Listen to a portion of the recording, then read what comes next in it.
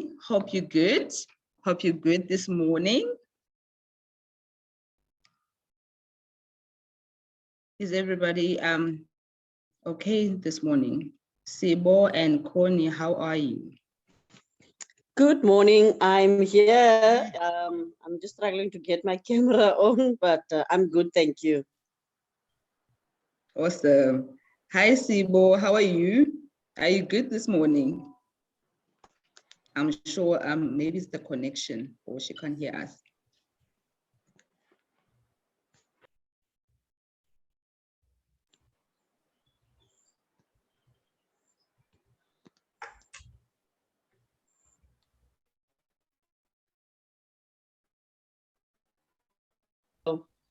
Yes.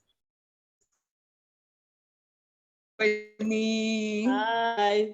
Good to see you. So nice to see you. It's been a while. It's been a while. Yes. Where are you joining us from today? Home, work? Okay. From home, yes. Nice. From home today.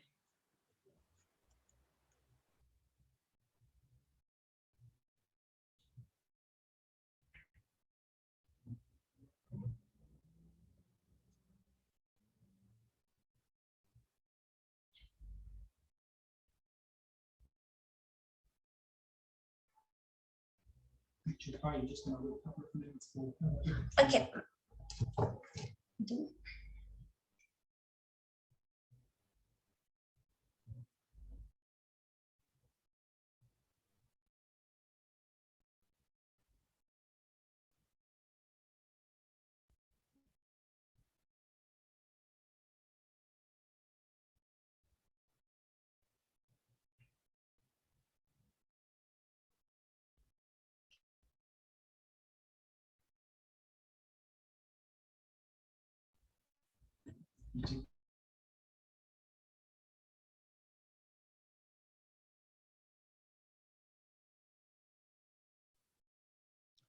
Umas is busy assisting us with letting people in.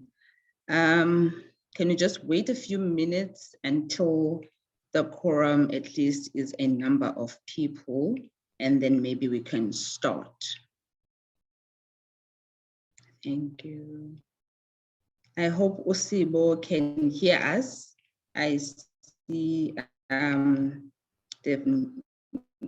they've muted. If you can hear us, it would be nice if you can just greet. Good morning. And just tell us how you. Good morning. Hi, Hey, Sibo. How are you? I'm fine. I'm excited to be part of this conversation. Looking forward to it. We're excited to have you. Thank you for joining us. We really appreciate it. Thank you. If anyone would like to put their cameras on, they are welcome to, but if not, it's still okay. You're the hair.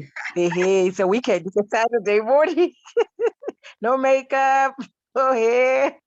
The wigs are off. Know exactly what you mean. I know exactly. That's fine. That's absolutely Sibo, I'm with you on that one. I'm with you on that one. Hey, I know. it's a Saturday morning. Yeah. Our aunt is in. Connie, how are you? I was waiting for that greeting from you. I'm good, thank you, Anele. You look stunning. That's so early in the morning, but you're always, up there. So, and also to Carla, nice seeing you, Carla. Thank you. Morning. I'm good, thanks. Morning. Anele is always on fleek. I know. I'm telling you, she's always on the ball. Thank you so much. Thank you so much. We've got to represent ourselves, hey? Yes, definitely. And Connie, she's our aunt. She's our aunt. She's our mother. Our mother, our #1 supporter. Yay!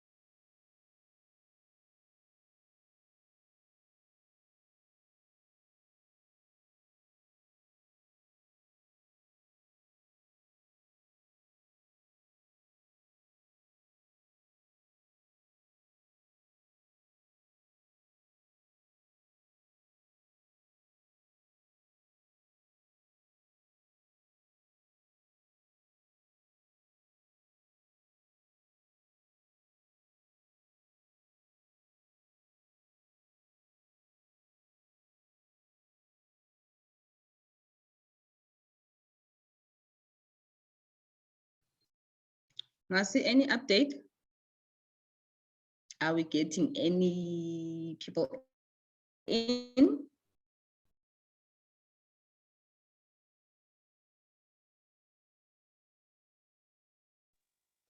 I'm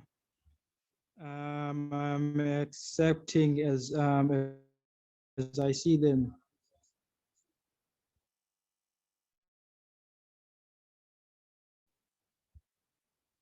Oh, the meeting. Okay, thank you, Masi.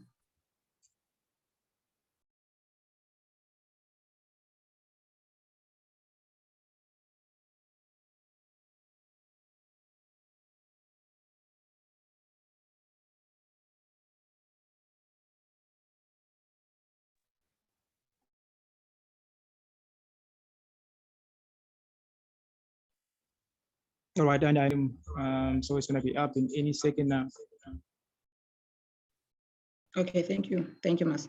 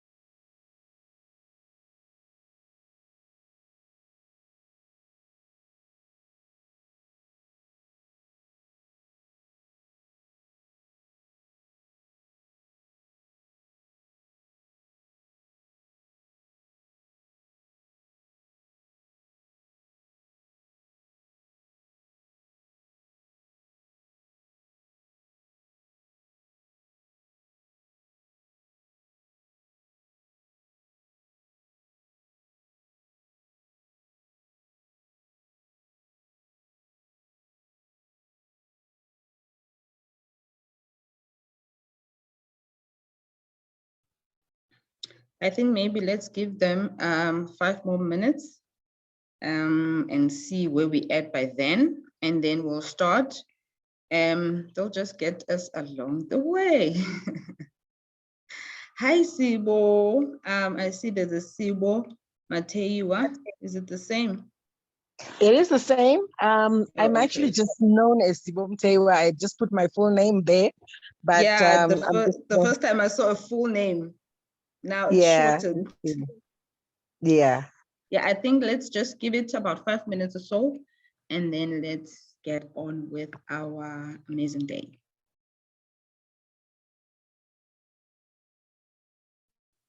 Sibo, where are you from, if I may ask?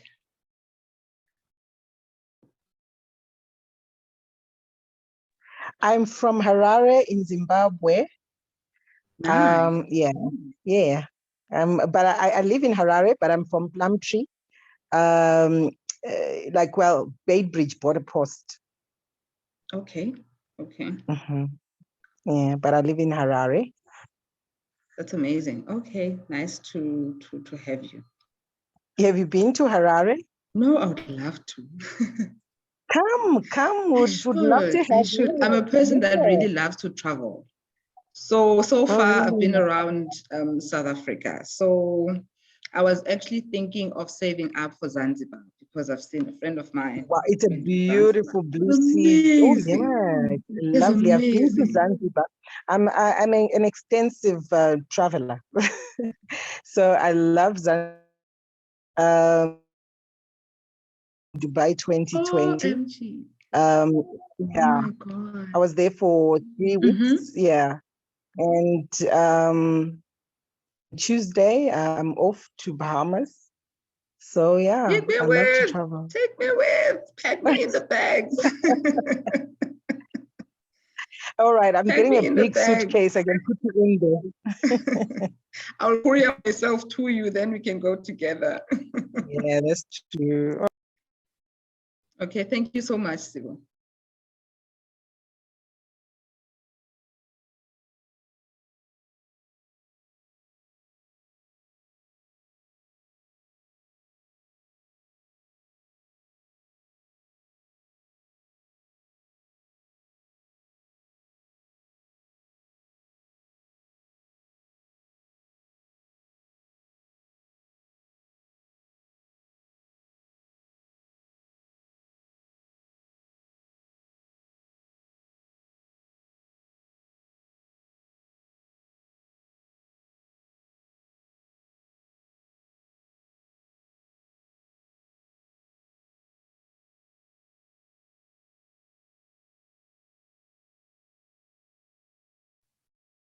Yes, I see that everyone is writing on the chat.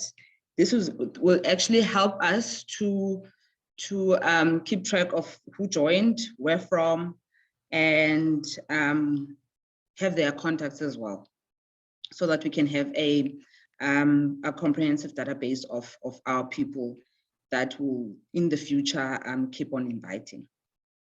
So thank you.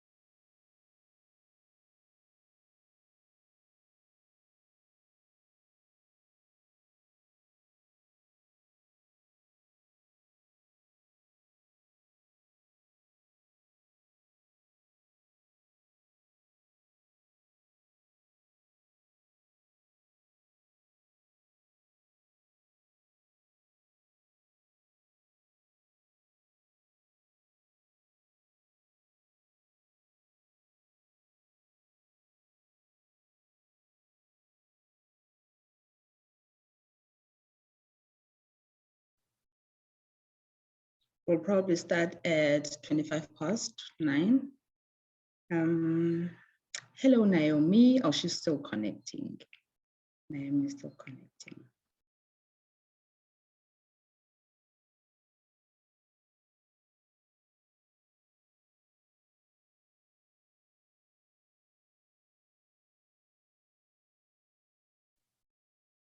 Hello, Naomi. How are you? If you can hear me. Hi, I'm fine. How are you? I'm fine, thanks. How are you? Good. If you would like, you can turn on your camera, but if not, it's still fine. I think I'll just leave it off. Okay. Do you mind telling us where you're from? I'm from Zambia, Livingstone. Okay. Yes. Nice, amazing. Okay. Yeah, It's amazing for you to join us. Thank you so yeah, I'm much. excited to be part of this. Thank you for joining us. You're welcome.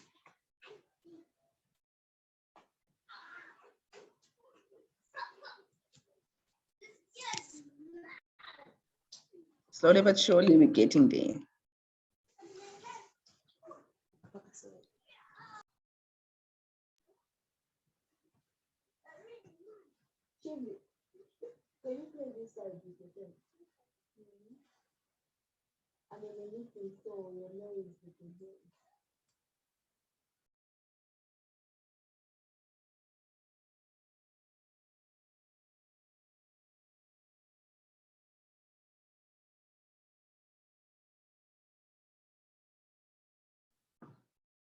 Yes, Carla, I see your comment, definitely.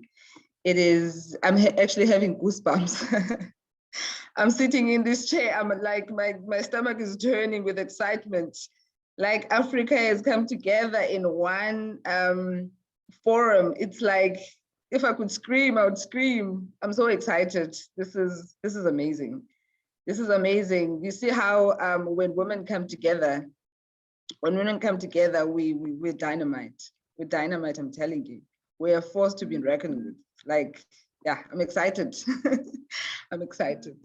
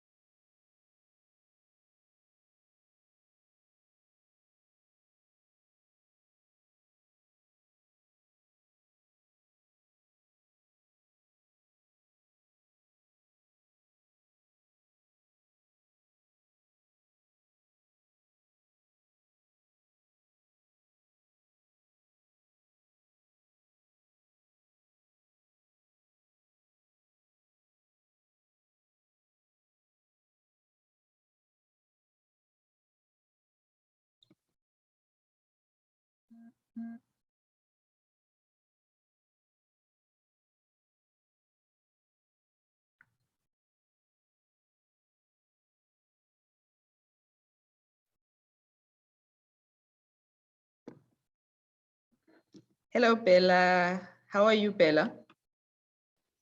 Hi, Amanda. I'm fine, and you? I'm fine, thanks. If you would like to turn on your camera, you are so welcome to, but if not, that's still fine. Okay, no, I'm not gonna turn on. Okay, that's cool. Do you mind telling us where you're from? I'm Bella from PE. I'm Bella Matuane from PE. Okay, From okay, NGO. thank you. Okay. Thank Now you, known Bella, as so much. Tebeja. Yes, a Kabeja, lady from the G, G town.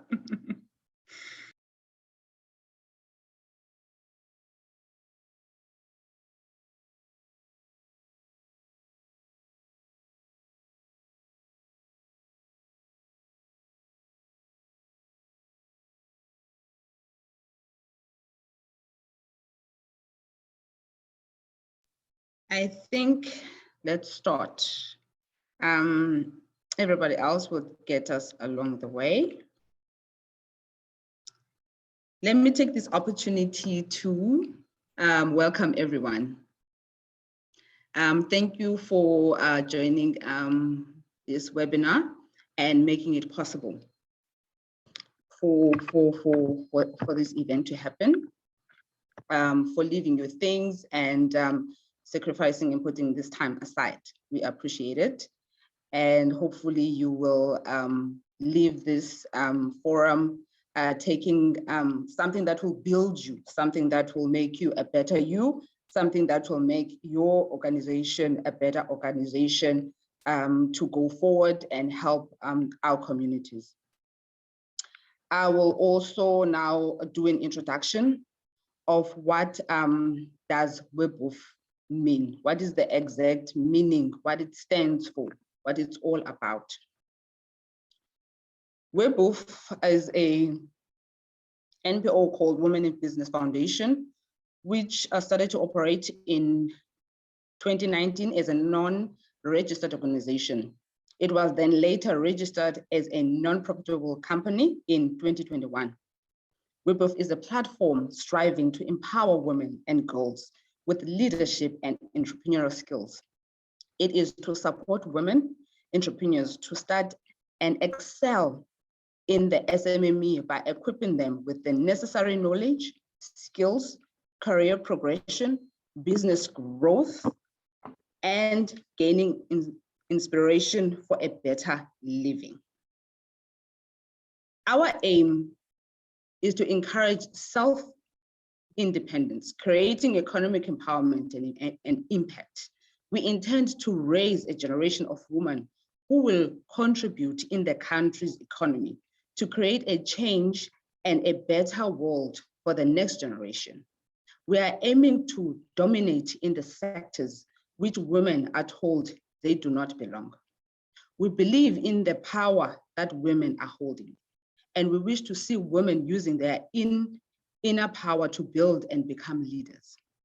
One of the amazing programs that we have is our Girls Leadership Program, in which we assist girls to realize their leadership roles within their communities, their homes, and their schools. That way, we will have a generation of young creators. These programs are intending to introduce girls in the business world also. We believe that the only key to fight poverty for them to create a better world.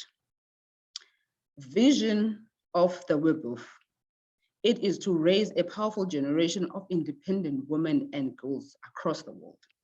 Our programs are strictly towards independence and growth. Our vision is to see women leading the business evolution, creating the change that is needed. Our mission is to identify the new and innovative ways of incorporating entities, non-governmental organizations and individuals to partner with us in order to help women in their development journey to self-reliance. We are facing many challenges in the country, and one of them is the high rate of youth unemployment. WIBF wants to venture in by designing programs that will strengthen small-sized enterprises, build leaders, develop entrepreneurs that will create jobs and solve problems, improve learning skills, combat gender-based violence, and promote independence. That's what WIBF stands for. Now I will just say, let's put our jackets on the floor and be comfortable and buckle up, because this is a ride you will remember for the rest of your life. This is a ride that will impact you. This is a ride that will make a difference. This is a ride that will make you more confident. This is a ride that will give you some inner sources, some inner spices on how you can improve what you have currently.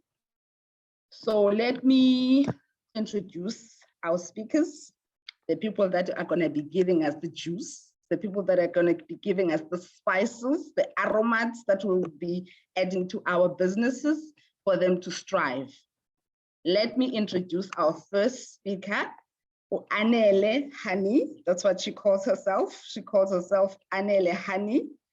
Anele is the founder of WIBF.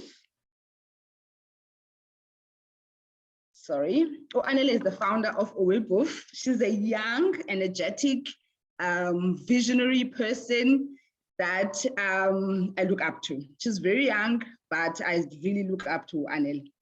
Anele is a social entrepreneur, been into the development industry since she was 10 years old.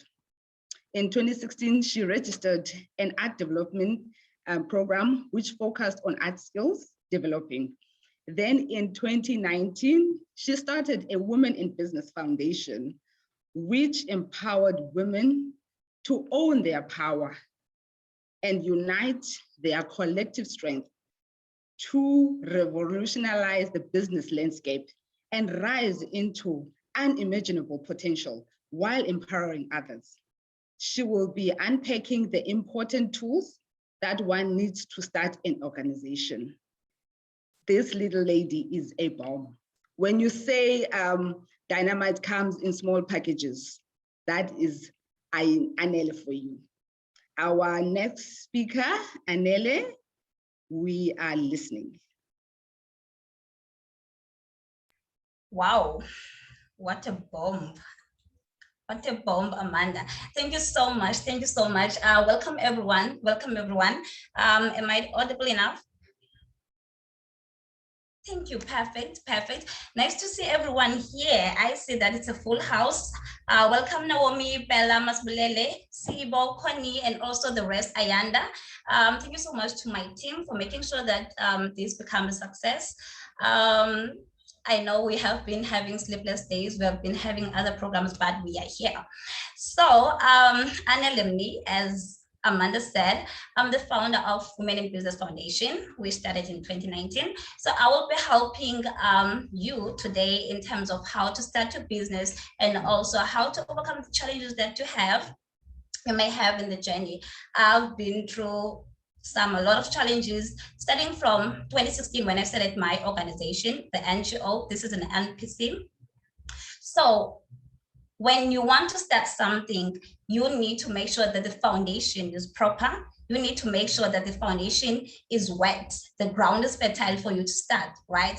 And that's what a lot of people have been missing. So we want to correct that. Instead of saying how we may help you to start an organization, we want to help you to organize yourself first and also develop yourself as an individual before you go out there and develop other people. So we'll start with the development phase, which is my favorite, and that is what we are specializing in. In fact, that's what I'm specializing in as an individual as well, Anele. Development. Development before recognition, development before money. so that the foundation becomes firm. Even if there's a storm, you are unshakable, honey. You are unbreakable, honey. You are unstoppable, right? So, okay. So I'll be sharing my screen. Let's hope I don't know how to share my screen, but Thomas has helped me at least. So we'll be starting with, how do I turn back? Okay. So this is the development phase. Is it shared? Yeah. Okay. Oh, I thought I was going to see myself there, but it's fine. Okay. I did it the wrong way. Okay. Okay. So the development phase is the first principle. Development is the first principle. It is the part most people miss, right? As I've told you that it's all about the foundation. Firstly, you need to be able to activate your purpose in order for you to know what you'll be doing in the organization, meaning that you're finding out what is the cause, right? People want to know what's the cause. And in order for you to know what you are doing in the organization, you need to be aligned with it. You need to be aligned with the cause. So in order for you to align yourself with the cause, you need to know your purpose. Purpose will lead you to the cause, right? So firstly, let's understand the term activating your purpose. Activating your purpose is a critical guide to your growth and your development as a person, as an individual, as I've said. It is to make active, to awaken, to alive the potential, the ability within you as an individual, right? Also, knowing what your purpose is, as I've told you, will lead you to knowing what the cause is, the nature of your organization, what type of organization are you running, and what kinds of programs are you offering in the organization, right? You won't know that if you do not know your purpose.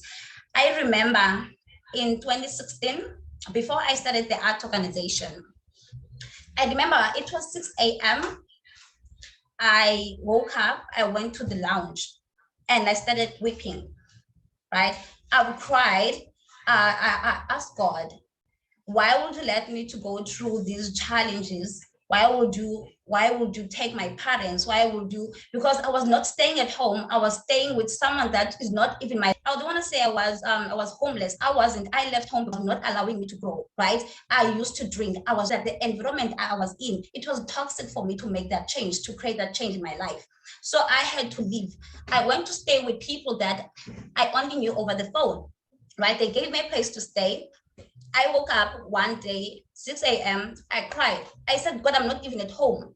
I'm not even with my family. I'm not even with my siblings. What is my purpose? It was from up until 10, I've been praying and crying. I had a knock. I've always been sharing this, but on platforms like this, right? I've never shared this. I had a knock, right? I had a knock. I opened the door. It was one of the beggars that are less privileged, right? Yes. He asked if I have anything to eat for him. I said, I don't have anything. Me being arrogant. I said, I don't have anything. Then I closed the door. Immediately, when I closed the door, it's like there was a voice within me saying that you want to know your purpose and yet you are shutting it out. Why would you do that? Guess what? I opened the door. I ran after that guy. I begged him to pay because thinking that I'm the one who's asking food from you, but now you are the one who's begging me to come in. Right? It's because of I realized that this is what this is the answer, right? Then after he finished eating, I made sure that he was comfortable. He sat on the couch. I treated him like a king. I gave him a tray. I made sure that he was the king, right? I made him feel comfortable. So I gave him food. When he was about to go, I said no, because I had 20 rands that which this lady gave me for bread, right? The lady that I'm staying with. I said, I don't care. I'll see about bread later. In the afternoon, while I was busy cleaning the house, another woman came with a child saying that they were passing by. They just saw an open house. She's asking for a maize meal so that she can make pap for her child because she has to, since the morning, right? In fact, since yesterday. She was supposed to take the treatment in the morning. I said, no, it's fine. I was like, hey, there's no bread. So what I'm going to do now, because I gave the 20 rand to that guy. But I said, I'm going to cook. I said, I allowed them inside. I made food. I gave them food. They left. There was this peace in me. I felt so happy. I slept peaceful at night. When I shared it to the woman, she was like, "I know you can't allow everyone in the house." But one thing I said to her is that, but I was at peace for a reason. They were here for a purpose. Since then, I knew and discovered my purpose. I have to serve my people. If I am here to unearth what I'm unearthing right now, then I'm the right person. Your purpose is. You need to discover. You need to sit down with yourself. Find out what is your purpose. Cry to God. Cry to your guides. We all have guides. That's one thing I know. We all have what you call what you call spiritual, I forgot the name, but we all have guides, right? We all have guides. So the first key is to activate your purpose. Secondly, let's see, how do I end this? Okay, sorry, I'm not good with this. Secondly, understanding your field of interest and your passion for it. Oh my goodness, this is my favorite, because a lot of people, they get into fields that they don't even have passion for. They don't even have passion for it. Guess what? When there's no passion, there won't be consistency. There won't be consistency, right? So you need to find out, understand the passion that you have for this, understand the interest, your field of interest, so that you may not drop along the way, you may not drop out along the way, right? This is very important. It is very essential, right? So you find out a lot of people, they are leaving their businesses, they are shutting down their organizations. Why don't you ask yourself why? They started them on wrong reasons, on wrong intentions, right? When they found out that they don't have interest and passion for this, they decided to leave it, right? It's because other people are led by emotions, right? They are led by emotions. I'm just gonna make a quick example. I was raped, right? Because of I was raped, I wanna come out and talk. In fact, I don't wanna come out and talk, but for me to let me rather say, I don't want to heal, but I would rather say me being raped, right? Now that's leading me to start an organization that I don't even have passion for. Number one, let me not rather say passion, but you do not know how to engage. You can't even tolerate people. You are this rude person, but yet you want to start an organization. That means that your emotions at that moment, they led you, right? What you went through led you to that moment to start the organization. So you just allowed emotions to get in the gap. You just don't have passion for it. You can't even tolerate people. So you can't be running an organization while you can't work with people. If you're venturing in the organization, in development industry, you need to know that you are here to develop people and you are here to serve people. So you need to have passion for that, right? Emotional readiness, that's the most important key. You need to heal in order for you to heal others. I'm going to repeat this. You need to heal in order for you to offer healing to other people, right? You need to be ready emotionally. You need to be ready for this. You need to be ready to heal what broke you, making sure that the other person, the next person, doesn't go through it. The emotional heaviness, right? So you can't be breaking down. You can't allow that moment to uncover the wound that was healing, right? That was healing. You need to establish healing before anything, meaning that you need to be emotionally ready, emotionally ready. Another example, someone said, Anel, I've been attending your events. You need to start writing a book, right? A lot of people will be interested in reading about your story, this and this. I said, yes, I know, I will have a book. But when, Anela, you should start now. I said, when I'm emotionally ready. When I'm emotionally ready. There is a lot from my past, there's a lot from my background that I don't want to share up until I'm emotionally ready, because I will break down. And I can't afford to break down in the process of healing other people, right? So make sure that you establish that before you start anything else, whether it be a business or an organization, because that's the most important key, right?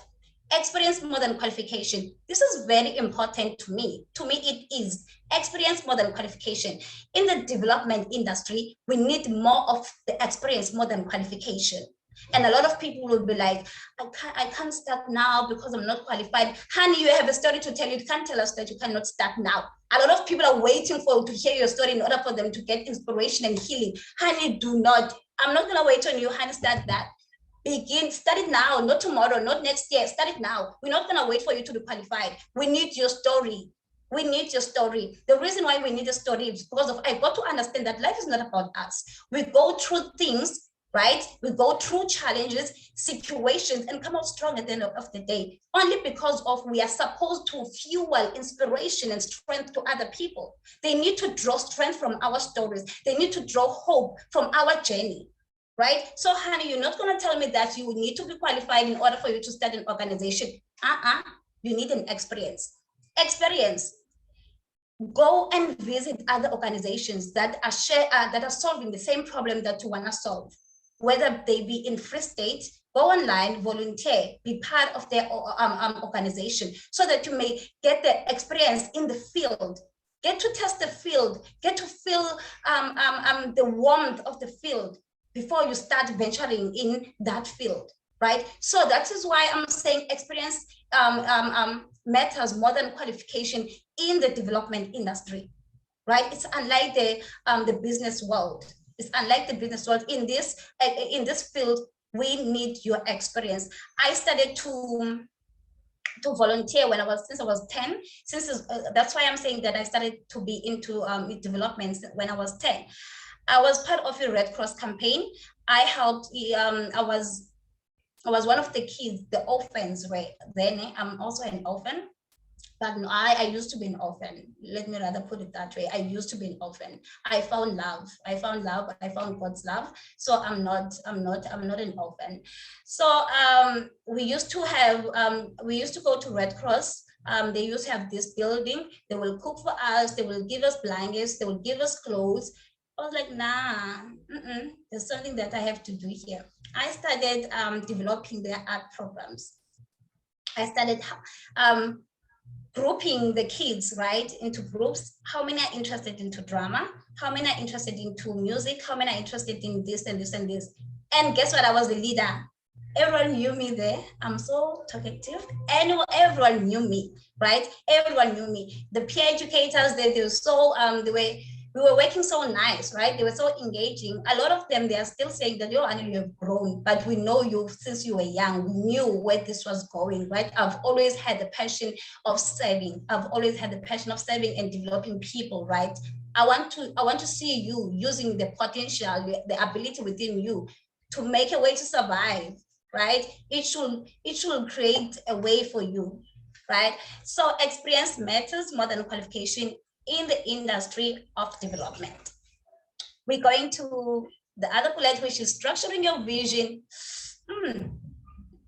Honey, yes, you have a vision. We know and understand that you have a vision, but is it in order? Is it in order? We can't afford to have pieces of your vision everywhere. We find a piece of your vision by the door. We find a piece of your vision by the gate. You need to put your vision in order. You need to structure your vision right. When I'm talking about structuring your vision, there is what we call goal setting, right? Setting goals will lead you to the fulfillment of your vision or your dream, right? So you need to start structuring your vision. Okay. You can't be seeing yourself as a billionaire already in this organization if you don't take the first step. That's what I'm going to say. There's no way you're going to be a billionaire if you do not take a first step. So the first step will lead to the other step. The other step will lead to the other step. So that means your vision is in order, your goals are in order. So you know what you want. If your vision is all over the place, if someone comes and say that I'm selling this, in fact, I want you to do this, I want you to do, you will do it. You'll just go wherever people are going because of you don't know, your vision is not established, right? It is not established. Your foundation is still, even if there's a wind, it will, if the wind is moving west, your vision will move west. If it's moving this side, it will move this side. You need to structure your vision. You need to break it down, find out how will I move from this step to this step. You need to operate in seasons. That's one thing I know, that God operates in seasons. We should understand that there are times, there are seasons. These are two different things. It may happen to your neighbor, but the fact that it happened in your neighbor, it doesn't mean it's your time. But you are in the right season because it's happening, but it's not your time yet, right? So you need also to be that kind of person who will always be able to analyze if it's my time or it's the season. It may be the season for you to start the organization, but it may not be the time for you to start with the programs. Those are two different things. Registering an organization and starting with the programs, right? Those are two different things. Let's talk about benefits. Okay, the organization that you're starting, it should be of benefit to yourself first. I believe charity begins at home. As I've told you, it starts with development. If it doesn't heal you, do you think it will help heal the next person? Honey, no, don't fool yourself. I'm sorry, but do not fool yourself. It needs to heal you first. It needs to heal you. When I started the foundation after I left my toxic relationship with the father of my child. I knew I was broken. I knew that I needed to find myself because I lost myself in the journey. I stopped dreaming. I was ignorant to what I wanted for my life, for what I wanted for Uanele. I decided to nurture someone's dream, not my own dreams. So the first key was for me to find myself again. When I started with the discovery sessions, I started in Utnik. I'm from Utnik. I started in Utnik. I will invite a group of girls, group of women. We share the story. I'll share my story, but I will break down. I'll cry because it still hurts, right? It still hurts. But I knew that by the time I was sharing my story, I was gaining my own healing. I was gaining my own healing. By the time I kept on sharing my story to others, I was gaining my own healing. What you are starting, will it help you if you get to break down again in the next 10 years? If you get to lose yourself again in the next 10 years, will your own programs help you? I pick up myself with my own programs. I find my mentees that will tell me that, but Sissy, you said to me last week, so why now are you saying this? You are supposed to use what you said to me to yourself, apply it to yourself. So then I will go back and I'll be like, oh, this is what I've started. So it's supposed to heal me. It's supposed to come back. It has to be a boomerang, right? It has to be a boomerang. It has to help me. So there's no way that you will be able to help other people. In fact, to install, to develop what you are saying, it should help other people if it's not working for you. I started to instill leadership skills within me before I was able to share with other people or to develop other people, right? So you need to develop yourself. You need to make sure that it's of benefit to yourself. Is it of benefit to your community? What are they saying about this? My programs, when I started with the art programs, the parents were very happy. Number one, their kids were no longer at street. They were no longer roaming around looking for something that they don't even know. They were attending our art classes after school. Then after the art classes, it's already late because we were closing at 5. Then they are going back home. They were so happy. And in the programs, I was not only helping them with the art skills, but I was also instilling respect and also discipline. I'll let them know that you can't be looking at your mother while she's washing the dishes. You have to help. I found my 5 years old, 6 years old, 7 years old mentees in the organization back then. They'll come back Monday. Sister, I help my mother to do laundry on Saturday. Sister, I help my mother to wash dishes. So they will be so excited, right? So that's what I was instilling. The community was happy because I was creating a change, right? I was creating a change, and I was also helping these mothers, right, to not lose their children along the journey, right, or outside. Is it of benefit to the people that you are targeting? When we are starting the organization, you have certain people that you are targeting. We are not targeting everyone. That's one thing you should know. You're not targeting everyone. You are not targeting everyone. Your programs or what you're specializing in will be perfect for certain people, not everyone. If I'm talking about art, not everyone is into art, right? So you must know that there's no way you'll be able to pull to run after people that are into business, that have business mindset, and you are trying to pull them in the art industry. No, honey, that won't work. That won't work. You need to understand your field. Again, that's what I've said before. Understand your field, then you will know that what kind of people that you are targeting. So make sure whatever organization or the nature of the organization, it will be of benefit to yourself, your community, and the people that you are expecting to be your target. Right? If it's a gender-based violence, you can't be taking people that are trying to recover from drugs. That's something else. That's something else. So you need to understand your nature and also your market. So whatever you start, it should be of benefit. Lastly, let's talk about drive. Let's talk about inspiration. If you want to go far, if you want to grow as a person, you need to have that one thing that will drive you.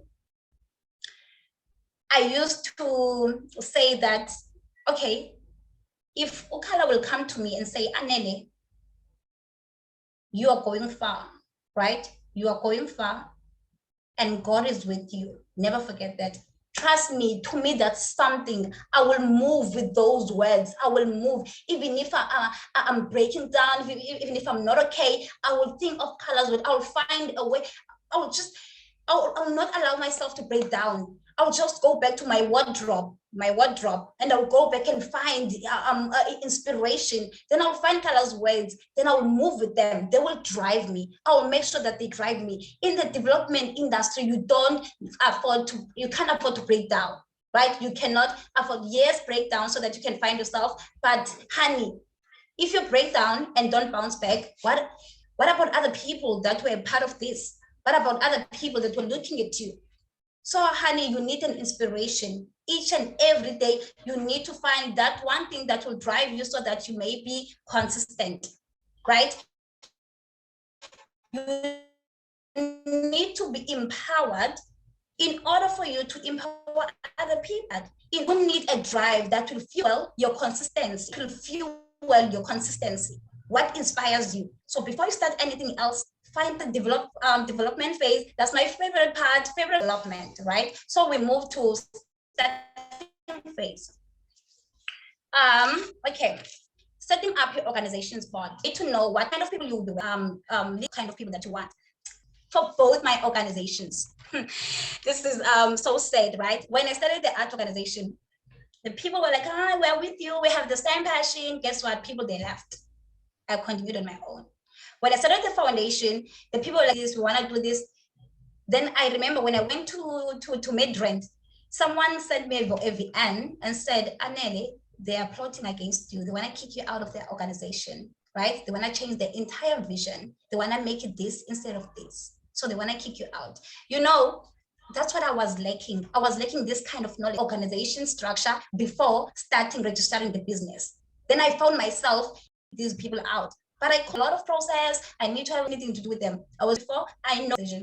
Okay, you find the right people. Think of the skills. Think of the organization. I'll repeat. Think of the skills. It's very important. You can't be having the skill of what you are bringing, right? So whatever, make sure that they are adding value. They are adding value to the functioning of this organization. We can't afford having two people in language. We can't afford that, right? So also, you need to be clear about what to expect from this. Tell them what to expect from them. And there's the door. Then there's the door. Honey, feel free to walk away, right? When money comes in, we're speaking of another thing. If you're not sharing, you're not in the same page, it will be a volcano, right? So you need to make sure that when money comes in, you're all remaining on the focus. Okay, be clear how you will be paying them, if you will be paying them.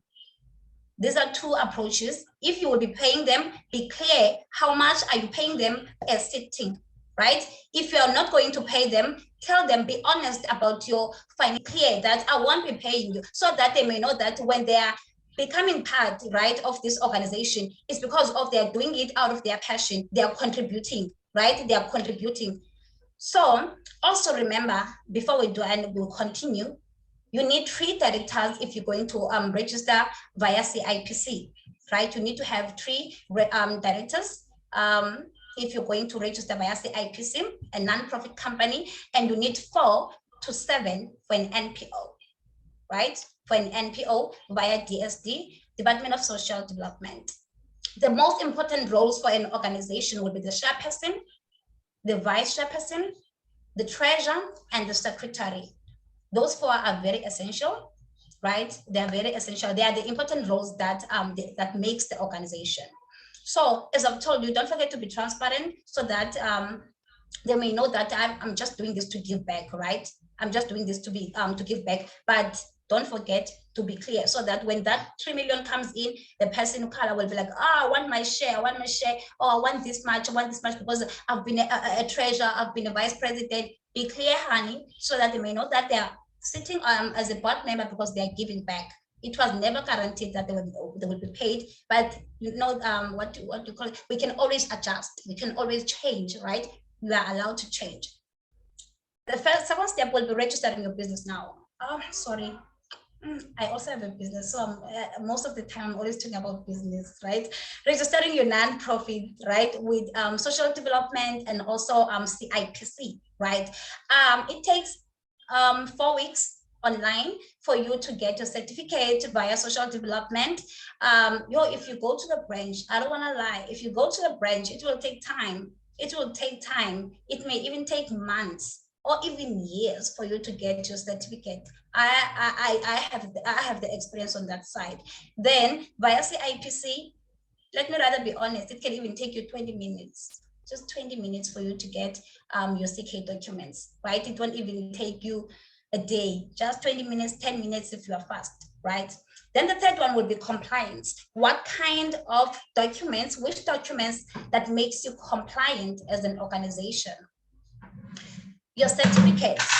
If you registered via social development, they gave you a certificate, then that's your first document, right? Your constitution. You need to have a constitution. A constitution will allow you to work together as the directors, right? It will allow you to know when you are sitting your meetings, what is expected from each and every member, right? By the end of this session, Ayanda, our executive secretary, will be sharing a template of a constitution with each and everyone, right? So you may know how to structure your constitution. It is very important, was part of the compliance documents when you are applying for funding, right? So you need to have your BBE certificate, which is one of part of your what do you call this, your compliance documents.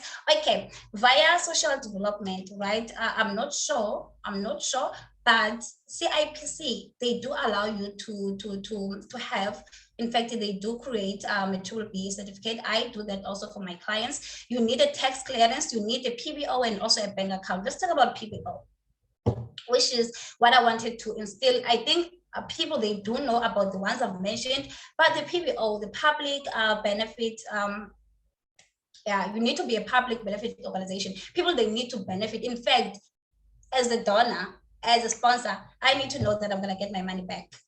I'm not going to put in 3 million. I want to get my money back, right? So corporate companies, they usually fund nonprofits that have the PBO, right, that are PBO registered, because it's easy for them to claim back their money, to have some portion of the money that they gave you from SARS, right? So you register this from SARS, right? You register this from SARS, it is for free, right? You need to have a bank account. You need to have a bank account when applying for a PBO certificate. We also have the forms that we can share right? By the end, at the end of this program, we will be sending you emails with these documents. We also have forms where that will help you to apply for a PBO from SALS. We will gladly share them with you, right?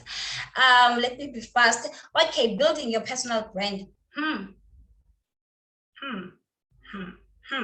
These are two things. Carla will be talking about online branding. I'll be talking about your personal brand because it's part of you starting an organization, right?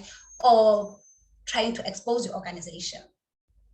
Building your personal brand is mainly to mainly focus on the purpose, on the location, and also your consistency, right? Your purpose, when I'm talking about purpose, it's about knowing your original intent, the reason you are on earth. What are you here to unearth? Let's say if there wasn't Ukala, what do you think would have happened, right? Do you think you are needed in this world? I don't know how to say this, but do you think we need you? Why do we need you? What is your purpose in this life, right? Why were you born, right? So you need to know your purpose. You need to know the original intent, the reason why you're here. I did help you at the beginning in terms of how you can activate your purpose, right? So here, when starting an organization, this is what's gonna lead you. Purpose, right? The location.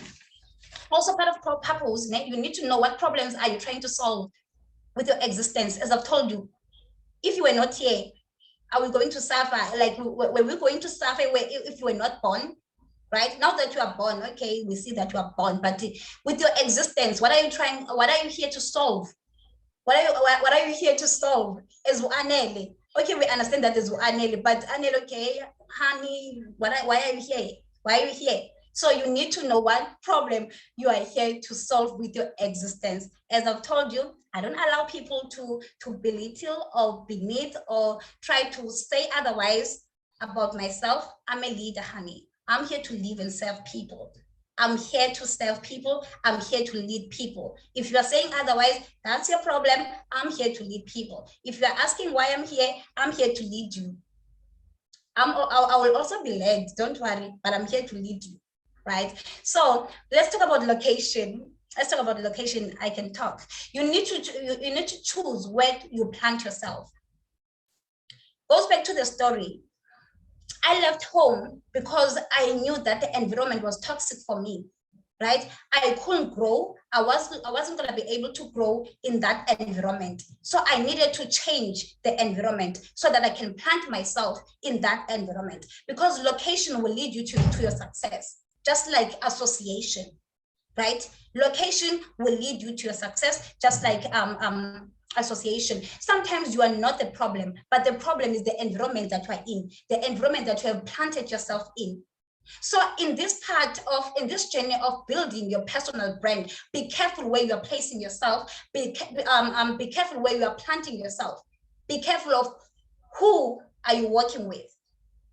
So association and also where you plant yourself is very important. If you want to grow as a person, you will never go far if you are going with the wrong crowd. You will never go far if you are in the wrong place. So it is very important that you look at the location. The last one will be consistency. This is your marketing currency. It is your marketing currency. If you're no longer doing it, why should I follow you? And if you're no longer consistent, why should I follow you? Right? People, they are not buying that product because they want to purchase a product. Sometimes they are buying the product because they see the passion, the consistency in you, right? For 7 days, that guy passed you while you were standing by the robot selling airtime. But on day 8, he'll be like, no, this guy has been standing there, consistently selling the airtime. Let me rather buy the airtime. Right? So sometimes for people to follow you, you need to be consistent. You need to be consistent with what you are doing. Check your consistency at all times, because consistency, it builds trust. As I've told you, if they see that you're consistent, they will then trust you. Consistency doesn't go like this. Monday you are opening, Tuesday you are closing, Wednesday you are opening, Thursday. That's not consistency. open every day. Open each and every day. You can't be taking the day off, night shift, day shift with consistency. You need to go all day round, right? You need to survive all the hours. Then, this is not 12 pages, I'm so sorry. There will be pages that I won't go to. Then, what are you providing to your community? What problem that you're solving? We covered that one. You need to understand, you need to study your maths, you need to make sure that you are mastering that department of understanding what you are providing. Even if you are providing product programs, what are those programs? How does your community, or how does one will be able to benefit, right, from these programs that you're offering? So be specific. What are you providing? If you are selling Vaseline, sell Vaseline straight. Don't dilute Vaseline with water and oil and what. Stick to Vaseline. Who are you going to serve? Who are these people that you're looking for? Where are they? The people that are usually mostly affected by this problem, where are they? Right? Where are they?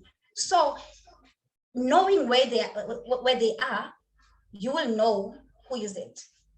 If you know that the people that are in KwaZakele, you will find the people KwaZakele, then you will know your market. You will study that there are Unomzamo, there's Tulisa, there's Kala, there's Amanda, there in KwaZakele. Those are your people, right? You need to know the area that you are serving. The people that you are serving, you need to know where they are.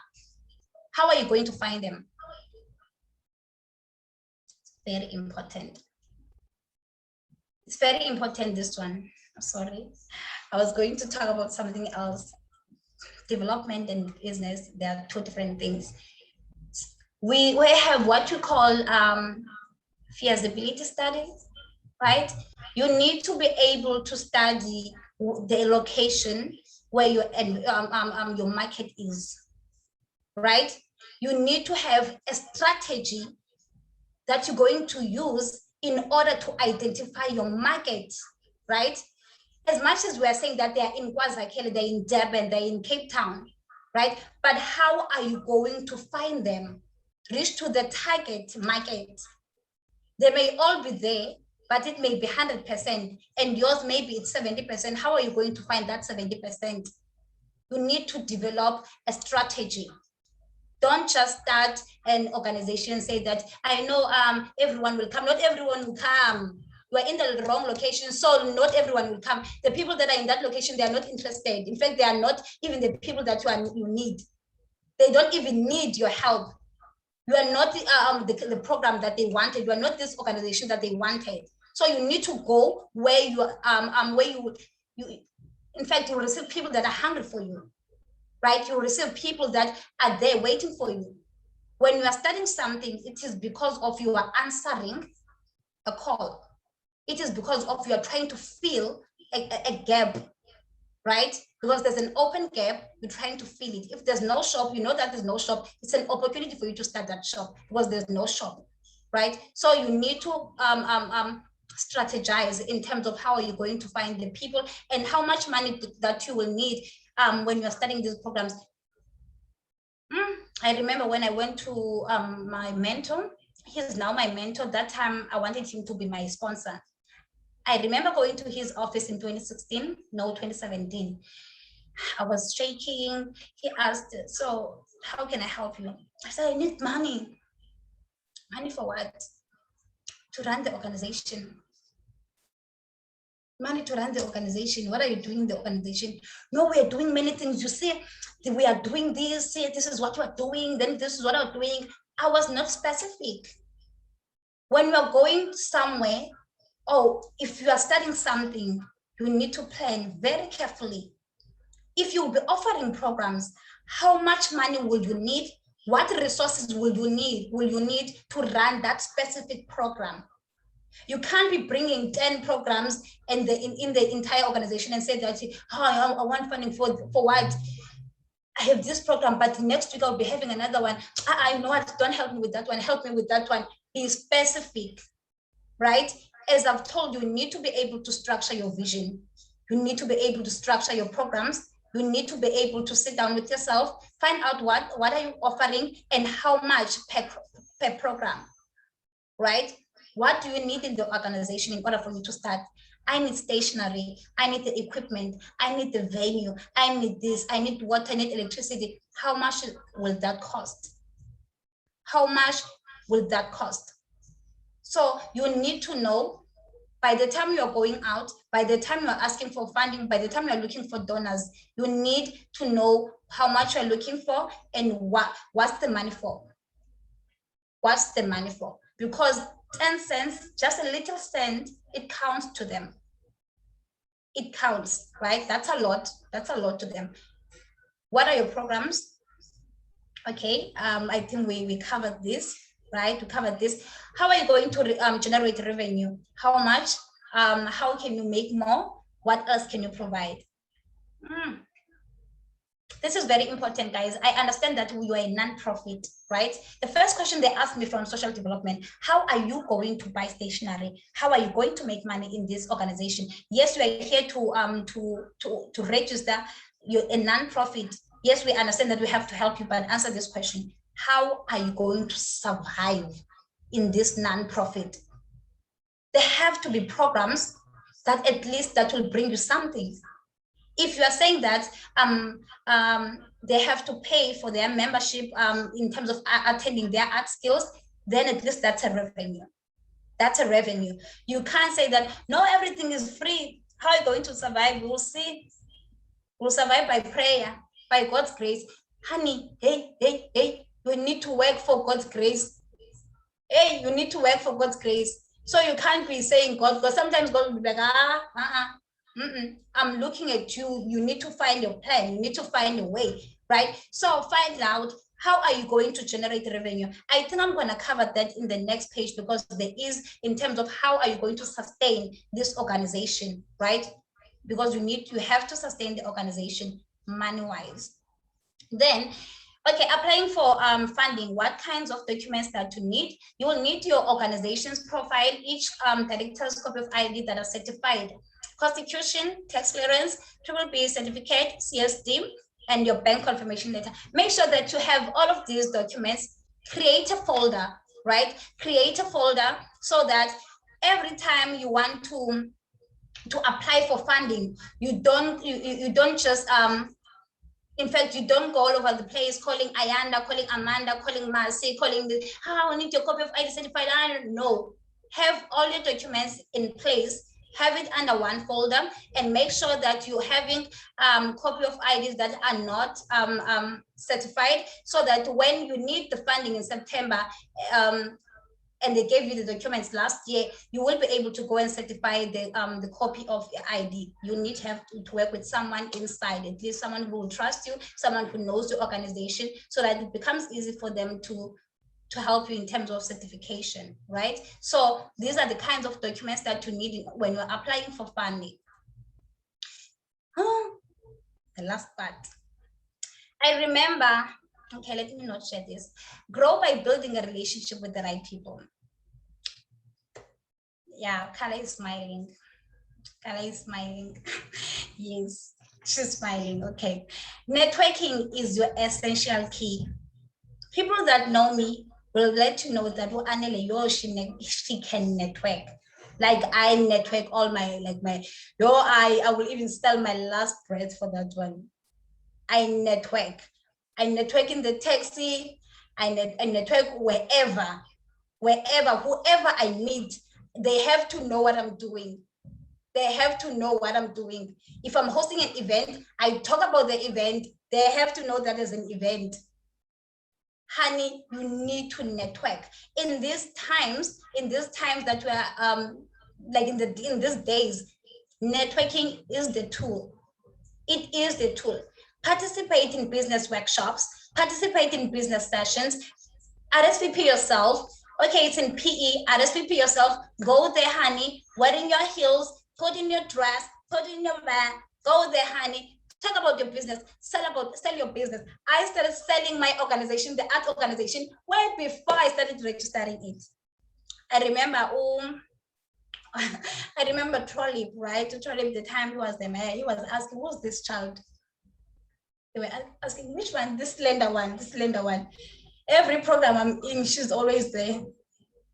Every time I'm invited, I will see her there, right? Then I said, I introduced myself. Oh no, I'm Anele. I'm running Isingalesi Obe Art Organization. That time I didn't even have the name, but I said Isingalesi Obe Organization, right? You need to sell your business through networking, collaboration, collaborate with other organizations. If you know that there's a women empowerment in organization in your area, and I'm also doing the same, collab, honey. You can't be people that are doing the same thing, but are scattered, right? Be in one place. Be in one place so that together you can structure a goal so that you can reach the market. Honey, collaboration is the best. Like, it's the best tool. I love collaborating. I love this. Is I don't want to go further. I don't want to go further with this, but collab. People that are known, people that have grown, people that are owning well-known organizations. They started by collaborating with other organizations. So fortunate that here we have all the organizations like within Africa. There's one in Zambia, there's one in Zimbabwe, there's one in Nigeria, there's one in Ghana. Collab. Make sure that you collab. Take contact, email each other, find out when you can have a meeting. Meeting is very important. Don't just talk over the phone. Meeting. I don't prefer Zoom meetings. I want one-on-one. I want to assess your energy. I want to see you face to face. I want to see you when you're smiling. I want to feel your energy. If you are saying yes, I want to know that you are really saying yes. I want to feel it, right? So collaboration is the key, and also partnership, right? Build partnership with other organizations. Find out how you can work together. Create programs together, right? So that's the way to grow an organization. Okay, then the last one, how to sustain your non-profit organization. Recurring private donors. Approach donors, right? Approach donors. Other donors, they do have different packages, right? They may have small amounts in terms of partnering with you, but they may partner with you in a certain program, right? They may adopt, let's say, a certain program in your organization. They may not adopt the entire organization and say, this is how much we may give you, but they may adopt a certain program, right? So make sure that you go out there, look for private donors, right? Look for private donors. That wasn't a mistake. I didn't say public, I said private, right? Private, they have a CSI department, right? So when they give out, when they adopted that one program that they will fully commit themselves into, to them, that's a bonus, and also to you, that's a bonus, right? So make sure that you go out, knock, find out what kinds of programs that they fund, or they, they fund in organizations, then align your programs with that, then you are good to go. Create membership, give people a home to belong to, because this is the recurring revenue, right? When people, they join at least with 50 rands, you know that every year people will join, you have 50 rands. It doesn't matter if they were 100, now they will be 80. Don't worry, you've just lost 20, but that's still a recurring revenue, right? When we have membership programs, in fact, you need to have different programs, right? They need to know that I'm a member in this program. Mompreneurs program, I'm a member.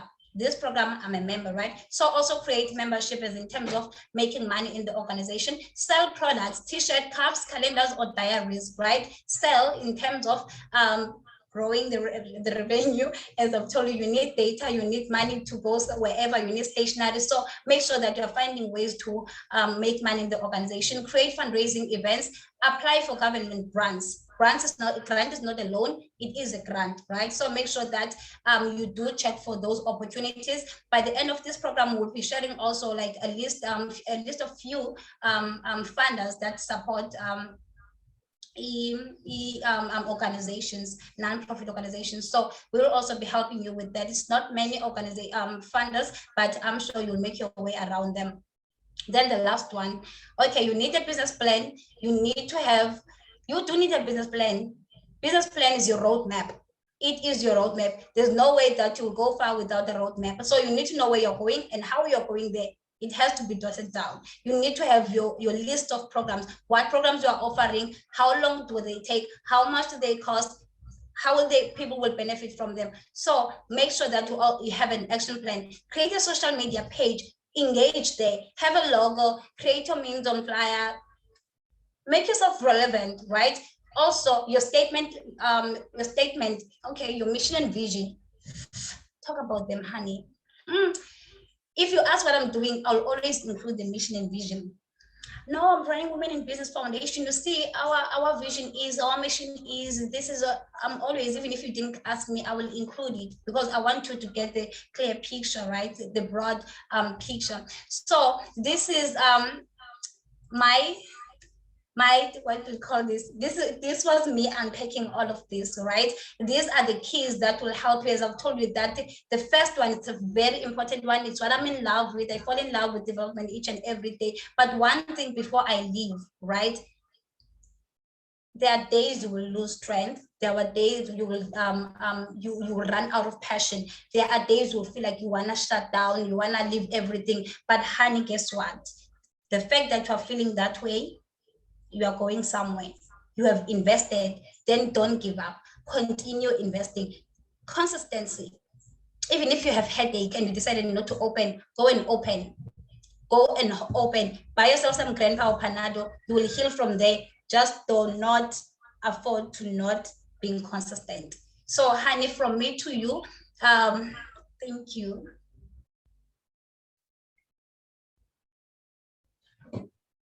Thank you so much, Anele.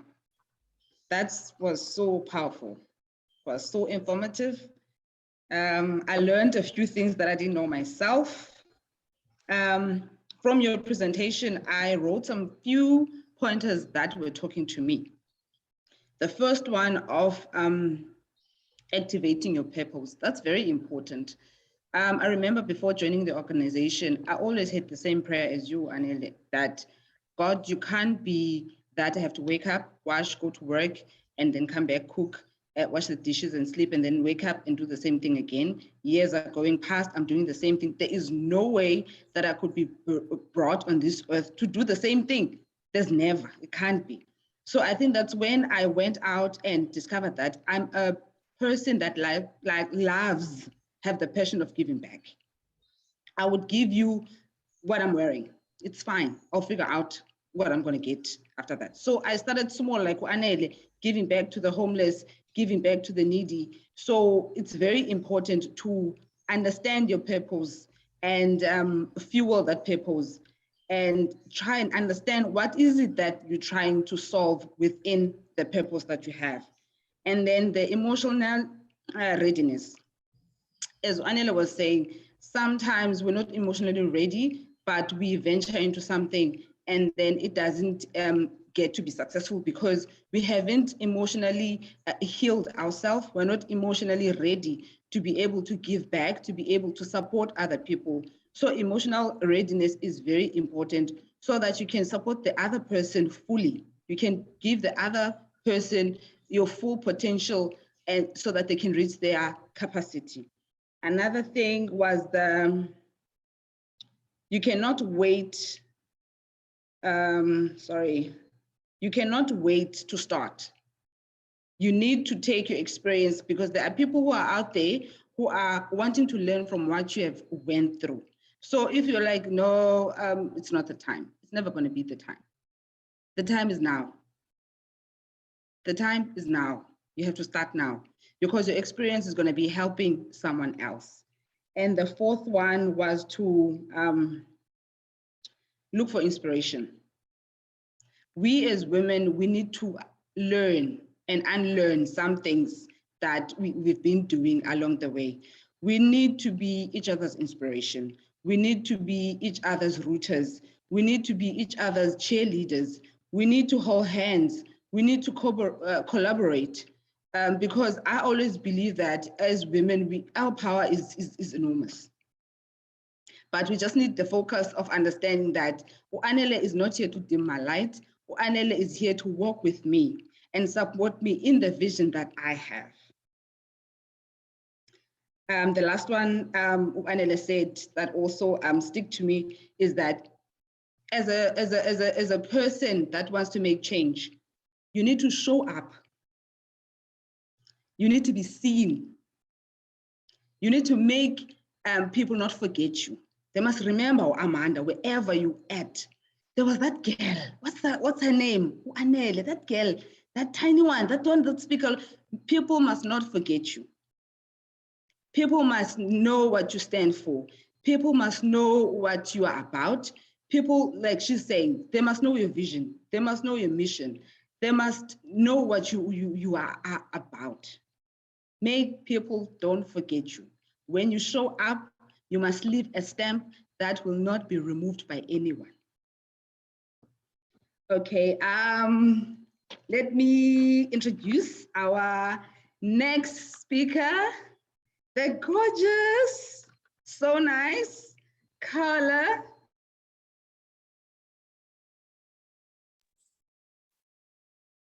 I think you're on mute, Amanda.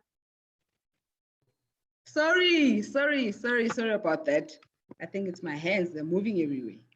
As I was saying, our next speaker, the also nice and gorgeous Ukala, is going to be taking us through the online branding for NPOs. Kala is an online branding specialist, enthusiast, as well as an up-and-coming South African non-profitable changing catalyst, brand coach, and abundance activator. With a marketing degree, and over 13 years in corporate sales and marketing, Gauteng-based. She worked in the non-profitable sphere as her after-hour passion project until she moved back to her hometown at Gqeberha. Hello. Now, in 2019, she moved back in 2019 to Gqeberha to pursue her SA-NPO passion as now full-time. Her focus is on equipping nonprofits in South Africa to tell their stories online to increase exposure and reach their target donors, thereby creating and increasing sustainability in the SA-NPO landscape. Welcome, and you can take the stage, Carla. Thank you so much for that wonderful introduction, Amanda. Since we have a lot of members here or delegates joining us from up in Africa, that's also my goal, is to start here in South Africa and then move up into Africa. So if you are not in South Africa but up in Africa, do not feel excluded. This is for you as well. So I am just going to start sharing my screen. And then you can just let me know as soon as it pops up. Thumbs up, can everybody see me and my screen? Awesome. Yes. Okay, great stuff. So let me just do that. Okay, great. So we're going to get started. So thank you so much for the introduction, Amanda. And as Amanda said, I'm Carla Lieneke Jonker. So you'll find me online as Carla Lieneke, otherwise it's too long. And I can't wait to share my passion, purpose, and proficiency with you. So before we dive in, I want to ask 3 things of you. So number 1, please don't multi-screen, turn that phone upside down. I can speak and click quite fast at times, and I don't want you to miss anything. So take this time, that, as you have done with Anele as well, to invest in yourself and your cause. I guarantee you that it will be worth it, as you have seen now with Anele's presentation as well. Then the second thing is take notes. I'll be sharing lots of info which might be a catalyst for an exciting idea you may have, and you'll want to write that down. And also be sure to take notes of the ones that resonate most for you. So I will be sharing the presentation as well. I have sent it through to Anele, and I'm sure she will send it through to you as well. If you want me to put it in the Zoom meeting, I can do that as well. But I will be sharing my presentation, and there will also be a small booklet, just a 2-pager, which you will also receive. So don't be afraid. You can listen and you can make notes for yourself when things stand out for you, but you will be getting my presentation as well as that extra pack of notes. Then also please make notes of questions. At the end of this, I will also pop my email into the chat. You can ask me anything on email. You can ask in this session, which is great because we've got complimentary collaboration happening here. I think Anele and myself, we complement each other really well. So yeah, you just keep track of your questions. And I'll also share my online links. So hold on tight. It will be approximately 45 minutes to an hour's ride to the end. And I'm also sure you are here because you want to learn about optimizing your nonprofit online. And this counts for your businesses as well.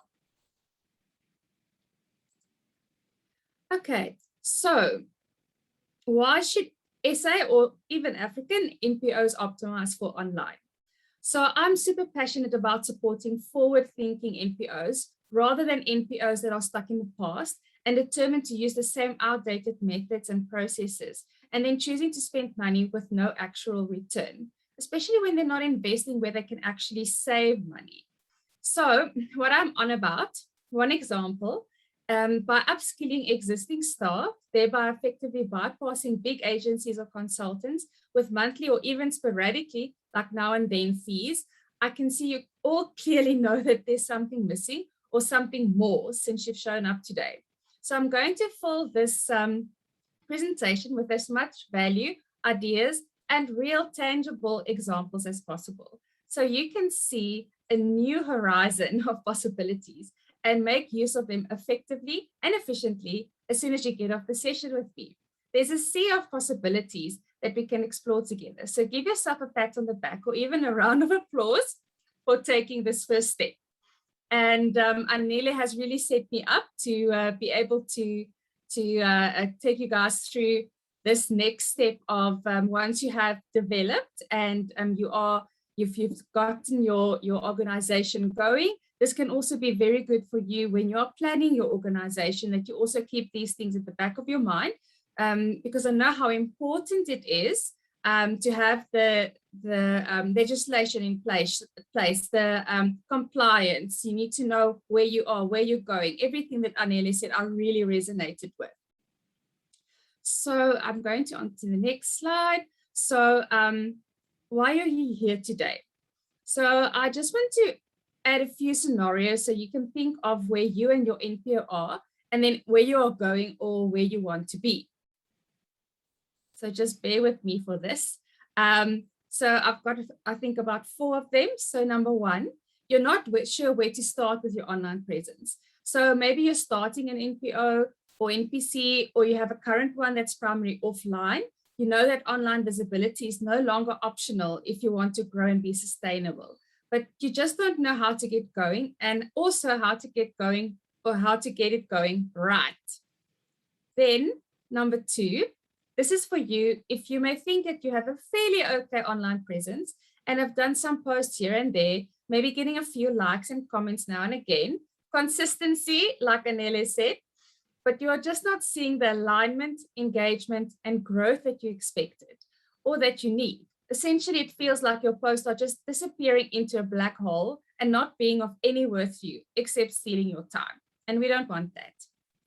Then the third one, you're looking into doing more in terms of your online presence, but you're feeling overwhelmed by all the noise, the choices, and the constant changes. As an NPO team member, you often start wearing many hats in your organization, especially the directors and leaders whose focus should actually be in more strategic roles eventually once you get through the development and growth stages, such as acquiring and nurturing the big fish. So that will be like the private donors, like Anele mentioned. So it's hard to feel like you can get and stay on top of it, and you know what, and also to know what really matters for you online. Okay, so then we've got the fourth one. If you have waded through the noise and put some money into your online presence, either through using external consultants or agencies, but you're not getting the results you want, probably because they are just too far removed from your organization and that they don't really know the heart of your organization and the daily challenges and wins. You want to step it up and you want to accelerate your purpose-led growth to do more good in this world, as Anele mentioned with her many examples, which I loved and totally resonated with. So outsourcing has become more and more unsustainable, and you need to find a solution that will grow with your organization and also be grown within your organization. So what matters today, whether you're inactive, active, or super active online, is that you will take away some tactics and strategies, marketing-wise, that will help you grow and sustain your online footprint and lead ultimately to an increase in your resources in 3 ways: visibility, credibility, and social proof.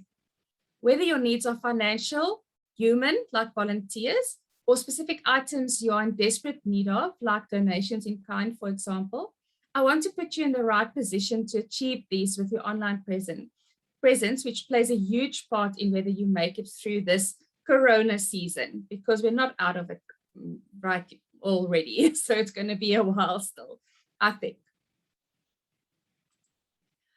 So what really matters? What really matters is results. I want you to see results like I've seen working with local NPOs, growing their resources and even having a rainy day fund of unrestricted funding, because I know that unrestricted funding is also where the private funders come in.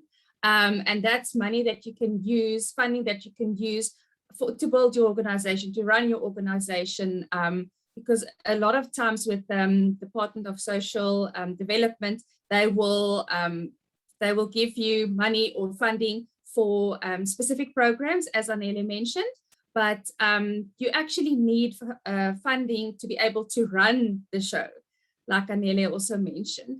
So COVID has made it nearly impossible to reach out physically. At least now it's a little bit better, as we are down in South Africa down to, I almost said threat level 1, alert level 1, I forgot the exact terminology.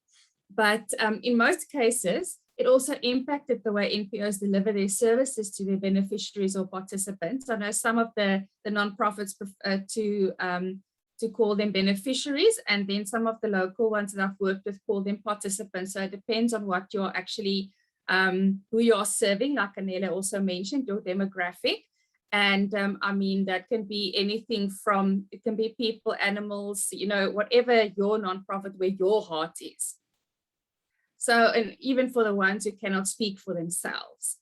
So it definitely is now the time to take action. So obviously I can't share the full strategy and all my experience I've had over all the years in this one session, but I will give you the 3 specific strategies to up your online presence game that you can implement now, and the process that will turn you from having no or a poorly structured online presence to optimizing your online presence, and the most important steps you cannot afford to miss. So I'm just going to tell you a little bit about myself. Even though I'm based in Gqeberha now, I worked almost 13 years, or just over 13 years in Gauteng at the same company in sales and marketing as well as branding.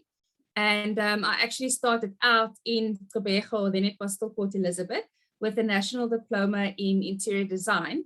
And then I started working as an architectural rep in flooring in Johannesburg. And then after 6 years in sales, I moved into the marketing and branding side of the organization for another 6 years, just before I became assistant marketing manager. So I was in corporate and I enjoyed it, but you know, nonprofits is where my heart is. So I returned to PE. Oh, sorry, I actually missed something. So yes, during the last 2.5 years while I was in Gauteng, I studied marketing management at the IMM Graduate School, and then I finished my studies in my hometown, which is here, in July 2018.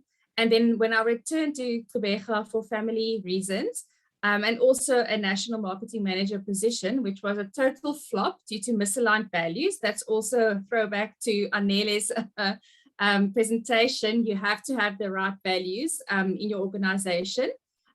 This was now in corporate, but it applies all over. But it got me one giant step closer to my purpose. So I only lasted 4 months before I resigned from that position. And within that time, I had the opportunity to go to a conference in Barcelona, and I got really sick from a virus I picked up there, and I was hospitalized on arrival back in South Africa.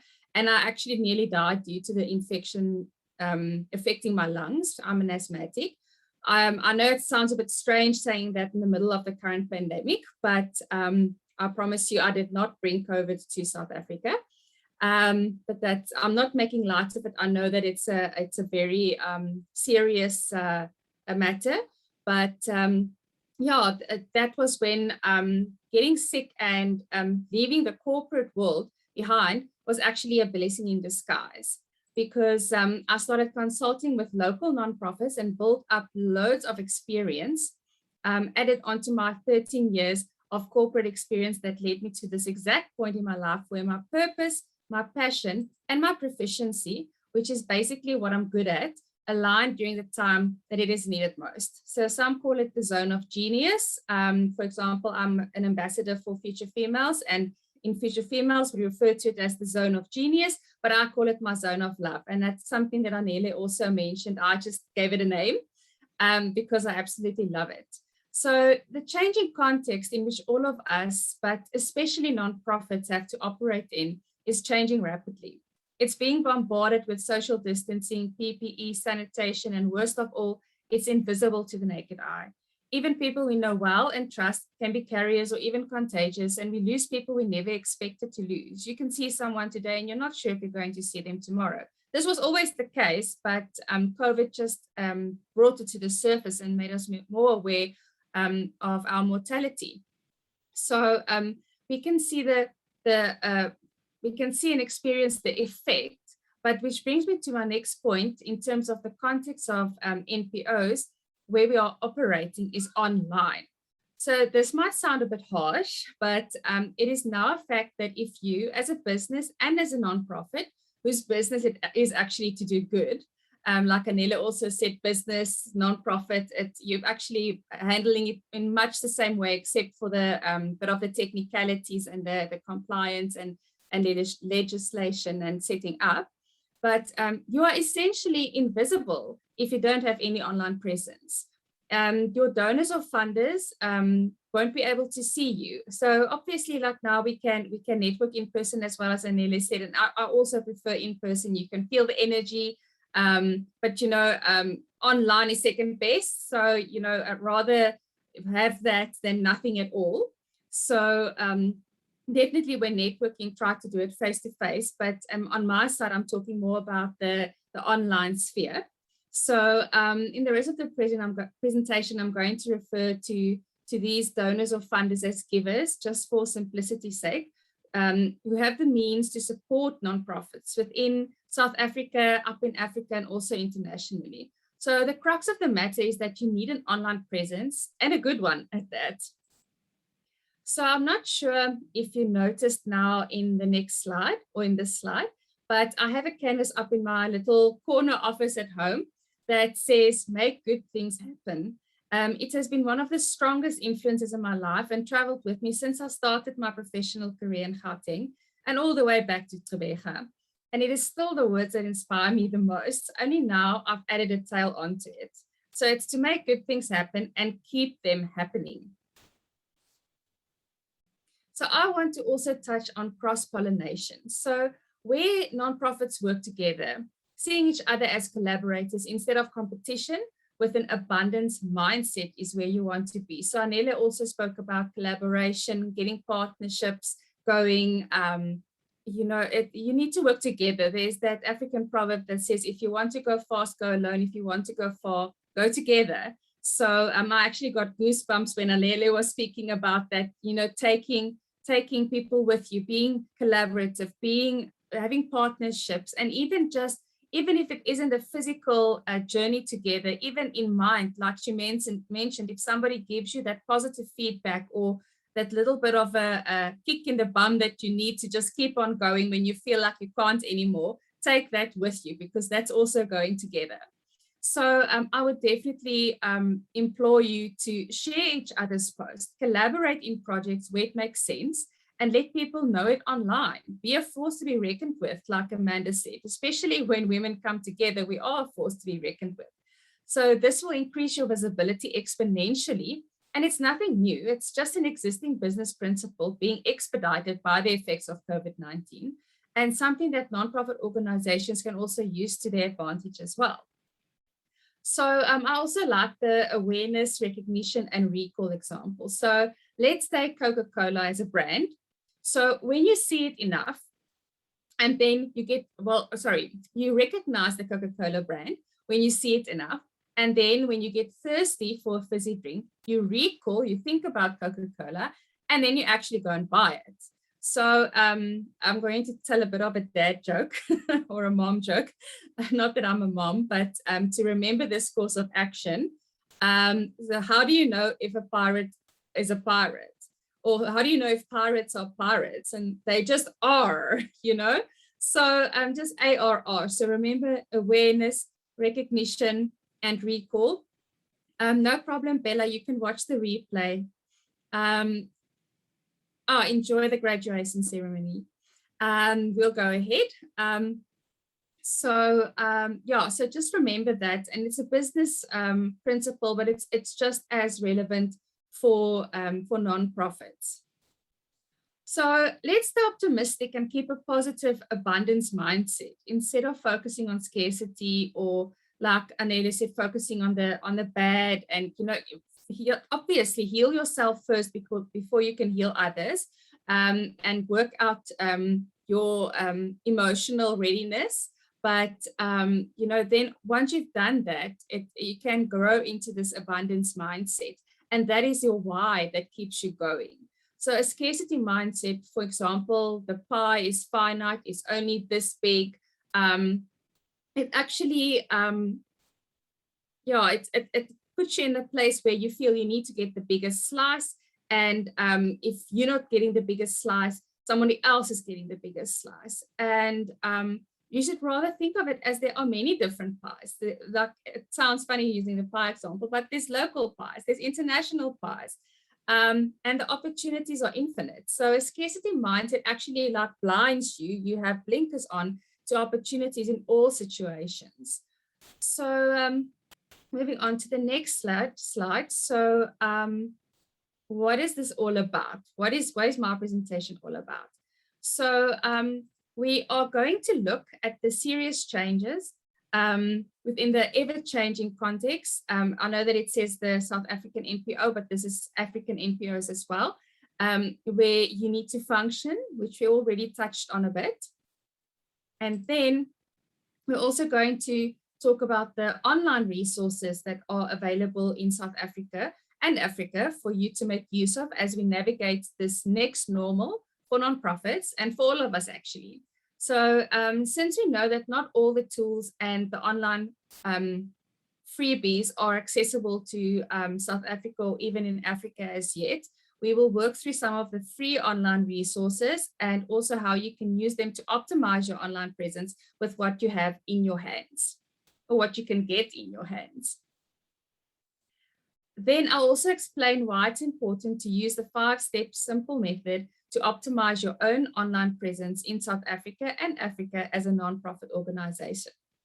I'll be covering the major changes happening since 2020 when COVID-19 hit our shores, which you as a nonprofit organization should be aware of and can use as a rudder to steer you in the right direction. And the strategy that works best right now and can help ensure that 2022 and beyond will be a massive year for you and your organization or the organization that you are wanting to start. So we'll start at the first point, the changing context for NPOs in South Africa. I know that I've got a lot of South African flags up there, but you can just imagine that we've got all the African flags on there if you don't mind. So nonprofits in Africa play a critical role in order to keep good things happening. And in order to keep them happening, I knew helping a handful of nonprofits was not good enough. I had to scale on a now international level, and I don't have the geographical or physical infrastructure or even access to human resources to scale up to a international level without the power of, as you can see, online resources. We're having this on an online platform. So it just goes to show how technology can be used to make good things happen as well. So just to make things clear, I'm not here to increase funding directly like professional fundraisers, and I'm by no means a specialist in that area, in the broad sense of the title, like for example, legalities, the compliance, how to develop your nonprofit from scratch. That is more Anele's field. But I know enough to know that what I do specialize in, I can share with you in order to equip you and to get you started and be optimized online to get in the right position to receive what you specifically need. And as you get your online presence optimized, you can also position yourself for success, and you can show up as an NPO that means business. So that's where I think the nonprofit and the business mindset comes together. And the picture, why I chose this picture is that as a designer, where I started with interior design, but also graphic design as well, I work with many shades of color in my designs. And there are many different types of nonprofit organizations as well. And I actually think of them as the colors of the rainbow, even though South Africa is also the rainbow nation. But, you know, there's so many different nonprofit organizations. So I'm here to provide an overview and guidance on the many options available to you. But the power is actually in your hands to make it work. So what I'm here for is to share my knowledge and experience and use it to bring home the importance of your brand's presence online and teach you how you can achieve that and hopefully inspire you to keep it going. Sustainability again. So you can't have a rainbow without a little rain. And sometimes it's when it pours that the rainbow colors are actually standing out more, as you can see in this picture. And you can do the same in these unprecedented times. It's in these times that innovations have a higher rate of success. And like Anele mentioned, development, the time is now. So now more than ever, you need to have a proper brand design developed and also aligned on your online presence on all fronts and managed the right way. So each online touch point where your brand needs to reinforce what you stand for without any ambiguity. So it needs to be as clear as day. So this does not mean that everything has to be expertly designed or curated or perfect. It just, there are things that follow a certain aesthetic, but you don't have to employ a specialist or a consultant or an agency if you can empower your team to do this. And the importance here is that alignment. And I also relate back to what Anele said about consistency. So it's that consistency online that when they see your brand or when they see you online, showing up online, they recognize you. So it's about that ARR principle about, about that. So there are people on the ground on a daily basis, or there will be if you're planning to launch your nonprofit on a daily basis, which makes them the expert in what your nonprofit specializes in as you grow. So it's like the old adage of give a man, or in this case, woman, a fish and they eat for a day, but teach them to fish and they can eat for a lifetime. So to take it further, what exactly are you fishing for? It helps to make a definitive list of what your real needs are, like Anele also mentioned, if you haven't done that already. And also put that out on your online accounts while you are showcasing the good you are doing or want to do, and will be able to keep doing as a result of the givers taking action. So show them what their gift can accomplish. Like Anele said, she started selling her art business, even before it was registered. So, get out there, make it public, get people excited about it. So that's where a strong call to action is, or they call it sometimes a CTA, which is so imperative in getting what you need. And the nurturing of existing givers, once you have existing givers, is as important as acquiring new givers. So it's also like in business where they say it's more expensive to keep or to get new clients than to keep existing clients. So the same with givers. So in a nutshell, I can show you what to do, but you have to apply to your unique situation. And I have the experience and training in online brand alignment and management to bring to the table to empower you to fish for yourself. And I think this is the most important thing in the current challenging times that we find ourselves in today. We need empowerment now more than ever. So at the risk of overextending the fish water analogy too far, you are effectively dead in the water if you are not present online, active online, consistent online, authentic online, and visible online. So the good news is that it doesn't take a degree as Anele mentioned, experience, or it's more important than a degree because you are working with where your heart is, what you want the good that you want to do in the world. So you don't need necessarily a degree, expensive consultants or a specialist or even specialist employees or agencies to achieve these things. It just takes someone who knows how it all works and works together to train or teach you how to best leverage the online platforms and where to find the tools to make it work for you and your organization. And this can also, if you can't afford training, there's a lot of online training available as well. So it doesn't have to be an expense. A blossoming online presence doesn't just happen. It takes a bit of work, sometimes a lot of work, but without the guesswork, it is just so much easier and it just flows so much better. So having someone who knows the evolving online landscape and changing context for nonprofits you are operating it is actually half the battle won. So then it's just the planning, execution, and measuring of your efforts in order to adapt it as necessary. So there is literally nothing worse for me than seeing nonprofits who are either not present online. And when I say worse, I mean it hurts me, I feel bad. When nonprofits are not online, when they are present but barely or not really effectively, or spending huge amounts of money by outsourcing their online presence rather than empowering their own team members. So as Anele mentioned, charity begins at home. You have to empower your own people first, and then once your team is set, you can help others. So it's similar to what Anele said about yourself, but now we're just extending it to your team as well. And also making sure that you choose the right team. That's also very important, as she mentioned. So, which online resources are available to African nonprofits? Well, there's actually quite a lot of few if you dive into Google and know where to look. But you don't have time to spend on that, right? You need to focus on keeping your nonprofit boat afloat or developing it, depending on in which stage you are at the moment. So I'm going to share a few with you that works well for my NPO clients and me too. Plus they're also super user-friendly. So let's start with the mainstream online platforms where you might already have an account or a group and then move on to the tools section.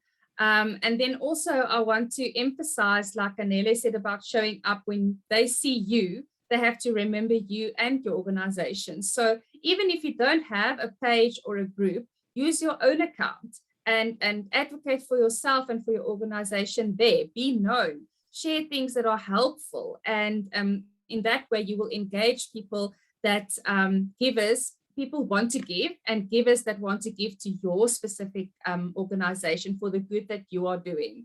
So I'm just going to go through the main players in the social ecosystem. So we've got Facebook, Instagram, Twitter, Pinterest, LinkedIn, TikTok, YouTube, Google My Business, and then one of the newer ones is Clubhouse. So this is a lot, right? So it might be, you might feel a bit overwhelmed by all of this, but the trick is pick one or two and start with them. Don't necessarily, I mean, you can have a presence on each of them, you can have an account on each of them so that people will know you are there, but start building with one or two. And then once you've got them flowing nicely and you've got a presence and you're sharing what you are doing, you're sharing your plans, you're sharing what you need, then you move on to the next one. And the other thing is also, it depends on your demographic, like Anele mentioned, like where's your target givers? Where's your target audience? Who are you trying to reach? In terms of, there's two sides to this. The one side is the people that you want to reach, or it's now, I have to think of the right word.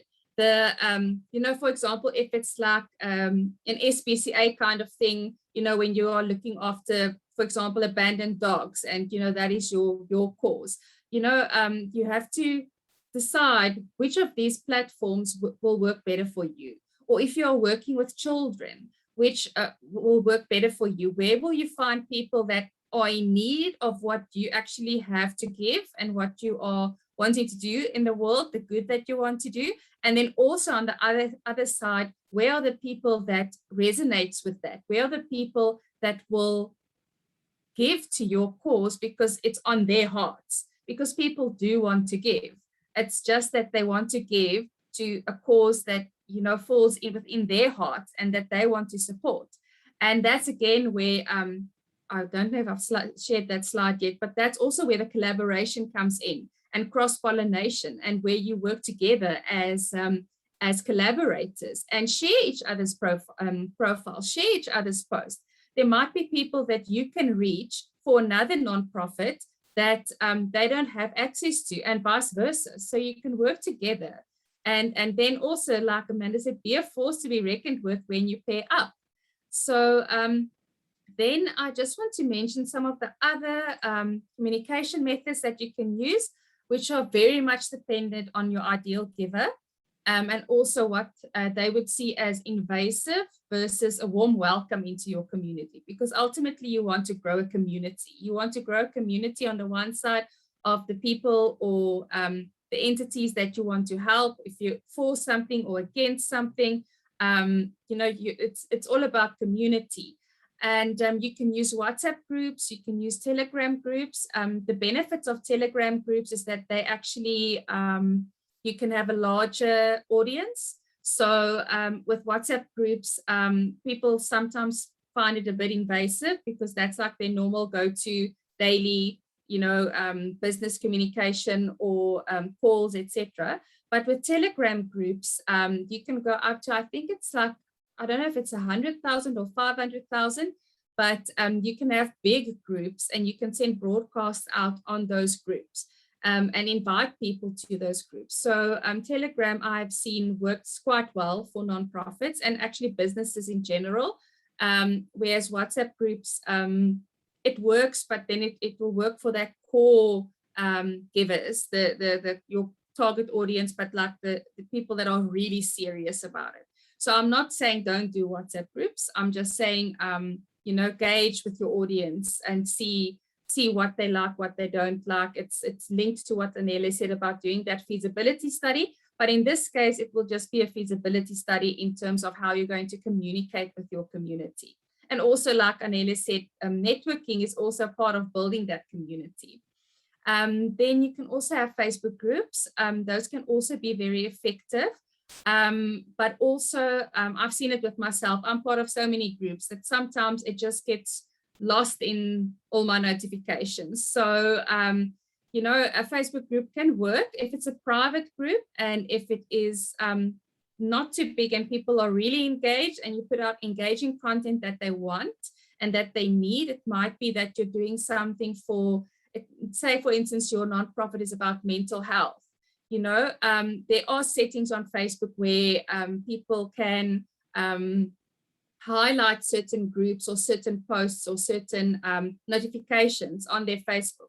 So if you're putting up valuable information that they need and that they want, then they will push up the actual people, the Facebook profiles of the people. They will actually push up those notifications, and your target audience will see more of you because you are giving them what they want, and they will actually change that setting.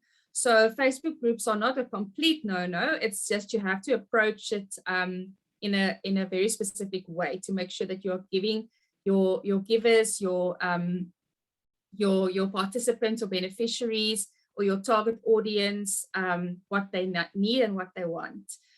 There's also LinkedIn groups. That also depends on the level you are operating in terms of nonprofit. So for example, if like Women in Business Foundation is about business, so LinkedIn pages and LinkedIn groups, I think that is very important for more business orientated and empowered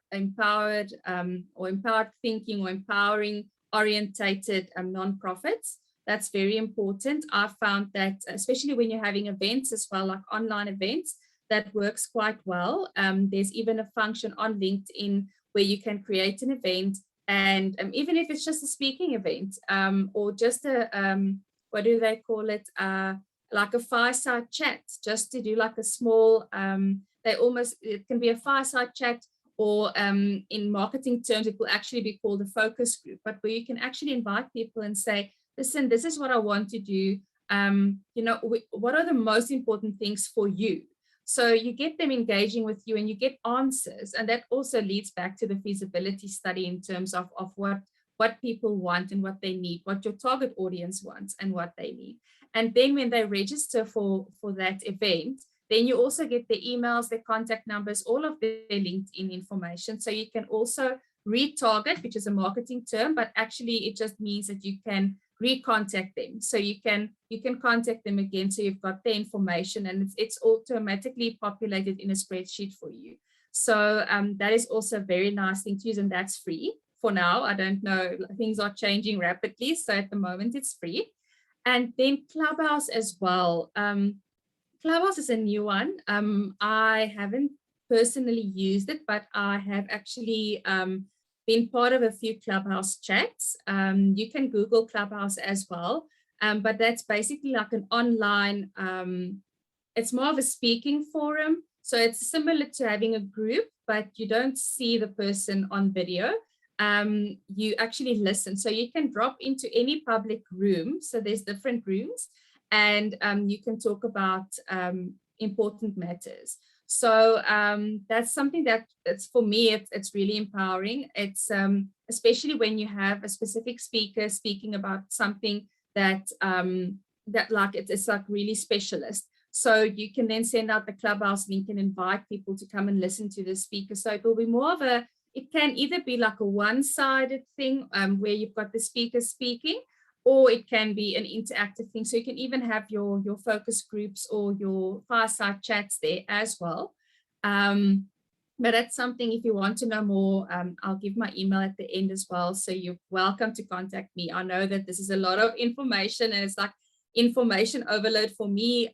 These things all come naturally, but when I was listening to Anela, I was like, wow, I also want the presentation, because it's like information overload, but it's also so exciting. So I completely understand. And if I'm going too fast, you can just like flag me, or Anele or Amanda can just like put up their hand and say, just like slow down a bit. But I'm going to make sure that you get the presentation as well, and you'll have contact or you'll have the opportunity to contact me when you need me as well. Okay, so depending on where your target giver is most likely to hang out online, you can explore any of these methods. So you can also create and drive online events with Facebook and LinkedIn, even though Facebook has gone through a few changes recently. So for example, you can't have paid online events unless you use one of their e-commerce partners. And I'm not sure about Africa, but I know that South African NPOs are not eligible for the donate button yet. So there's an option on Facebook where you can actually have a donate button. We are not eligible because we are not allowed to, well, allowed sounds bad. They haven't rolled out the Facebook e-commerce side in South Africa yet. I don't, if South Africa doesn't have it, I'm sure the rest of Africa doesn't have it either.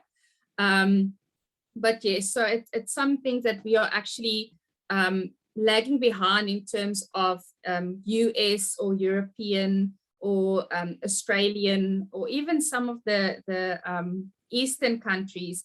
They have access to that. So we've got to kind of find a way around it. So we can't try and do things the same way and expect different results, but we also have to find a way around the barriers or the roadblocks that we face when it comes to being online, showing up online, and getting more funding online, and also reaching your target audience. So I went through the whole process of registering an SA NPO as a fundraiser. Like when someone posts on Facebook, when it's their birthday, they'll say, no gifts, rather support this NPO. So long story, I spent days, if not weeks, just to be told that South Africa can give to a fundraiser, but because we're not eligible for the Facebook e-commerce, we can't register as one. So, and they couldn't give me a timeline to when that will be eligible. So I was very frustrated, but I will keep you in the loop. I have a Facebook page as well, where it's called Karla Lineker, or at Karla Lineker is the handle, where I will roll out more information as things gets more open for the South African and African NPOs. So I will definitely keep you updated there. But let me get back to the point. So finding out where your target givers hang out online also depends on your nonprofit's identity and the values, and ultimately what you do, as I've mentioned before. So a bit of a mind blow to some of you, since you might not think of this, the whole process as sales or active fundraising, but you are essentially selling the good you are doing and the giver's investment into that good in order to sustain your cause by having the right online presence. A good kept, updated online presence is the foundation. And Anela also spoke about the foundation.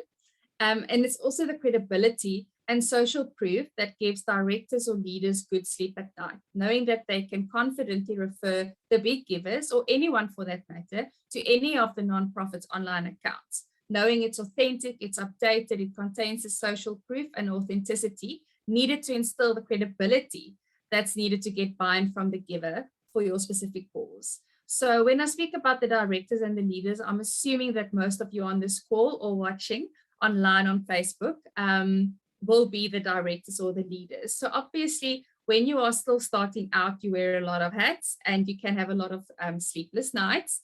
And yeah, you work hard to get where you at, but it's like Anele said, it's a consistency and also the encouragement of others in the same situation. The encouragement, for example, that I received from Anele at a low point where I thought, why am I in this world? I've tried helping nonprofits, I've done webinars, and I haven't been able to get the people that I want to reach on a platform like this. And now being able to partner with Women in Business Foundation and with Anele, you know, that just encouraged me when she asked me to be a panelist on this event, because on this online seminar, because I felt, you know what, I am here for a reason and I can still make a difference, and I can make a good difference, even though it's like kind of like started off with a bit of hiccups. You know, that encouragement means so much. So if you are in the same boat, or even not in the same boat, you know, encourage people, encourage other nonprofits, encourage your sisters in arms, you know. Make sure that you always have an encouraging word, because everybody needs to have value and wants to add value in this world, like Anele said. So your why is very important. And then also having that encouraging words that you can fall back on, like Anele mentioned me as an example, is to have someone that tells you, you know, you are doing well, you are going to go so far, what you're doing in this world is needed, you are needed. It can make the difference between a nonprofit actually failing or succeeding, because it's that consistent building up. So now I'm going to go on to the next slide, because I've got very much into this one. Yeah, every potential giver, local and internationally, have a cause that they are passionate about and they want to contribute. And for the giver to act, you need to be visible to them, like I said. And at this stage, that stage needs to be seen is online. So in spite of, or maybe even because of these challenging times, those who have resources actually wants to give to sustain. So they want to help you to be a sustainable organization. So my initial reaction when I spoke to someone, one of my friends actually in Namibia, which she's actually from Ghana originally, she recently asked me, what do all NPOs have in common? And me being an abundance addict or advocate, you know, or activator, I was so embarrassed about my answer, because just off the top of my head, my reaction was, there's not enough, they have a scarcity mentality. And she said to me, no, their cause. So that's your why. So there are so many different nonprofits in South Africa and Africa, as I mentioned, but what they all have in common is they are passionate about making a difference in their community or their circle of influence, like Anele also mentioned. And guess what? The givers wants to do this too. So they also want to add value. They also want to make a difference. They also want to be part of something good and part of keeping something good sustainable. So let's make that so much easier for them to get involved by being visible and giving them that opportunity to give, because actually giving is not asking. It's actually giving someone the ability or the opportunity to be part of something good. So when you rewire that in your brain and you don't think of it as, oh, I'm going to go ask for money, or I'm going to go ask for this, or you're not having that like big mindset as an organization, but actually saying we've got this great opportunity for you to be part of, if you are speaking to the right target audience, and say to them, you can be part of this amazing thing that we're doing, and this is what we need. And they might be able to even get some of their friends or their peers involved who will also want to be part of this. So that's the big thing for me, was realizing that this friend of mine, who's also part of, or one of the ambassadors for Future Females, is that people want to give.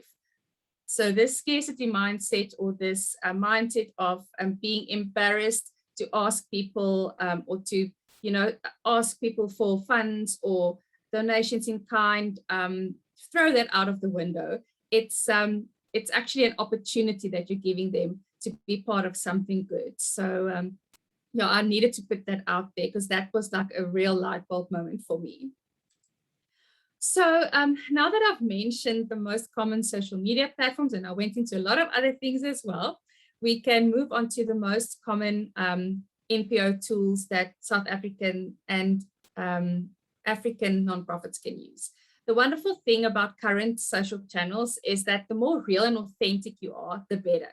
So the tools you can use to make use of, to make the best use of your selected social media accounts is Canva. So you'll get this list with the links as well. So don't stress about writing all of this down. Canva for nonprofits, they actually have a nonprofit sign up where you can, and Canva is used for creating, you can create all your social media posts on Canva.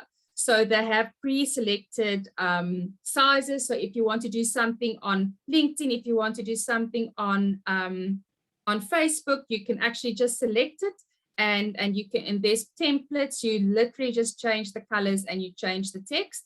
So it's very easy to use. You can also, if you are creatively inclined, you can design your own one. So it's very flexible, and you can sign up for free for Canva, and you can add 10 team members. So that is something that I was like really surprised by, and I've signed up a few nonprofits already, and they are loving it.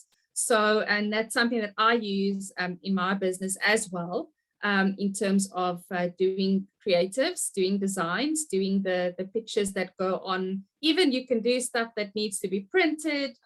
It's really a wonderful resource, and it's free for nonprofits. And I've tested it out, and South African nonprofits do qualify. You just have to prove that you, the document I forgot now, but they give you the, there's a form that you fill in, and then you just upload a document that proves that you are, for example, a PBO business or organization, a public benefit organization, or you are a nonprofit organization. And they also say it depends on in which country you are. So Anele will be able to help there in terms of which documents to upload, but it's just to prove that you are a registered nonprofit.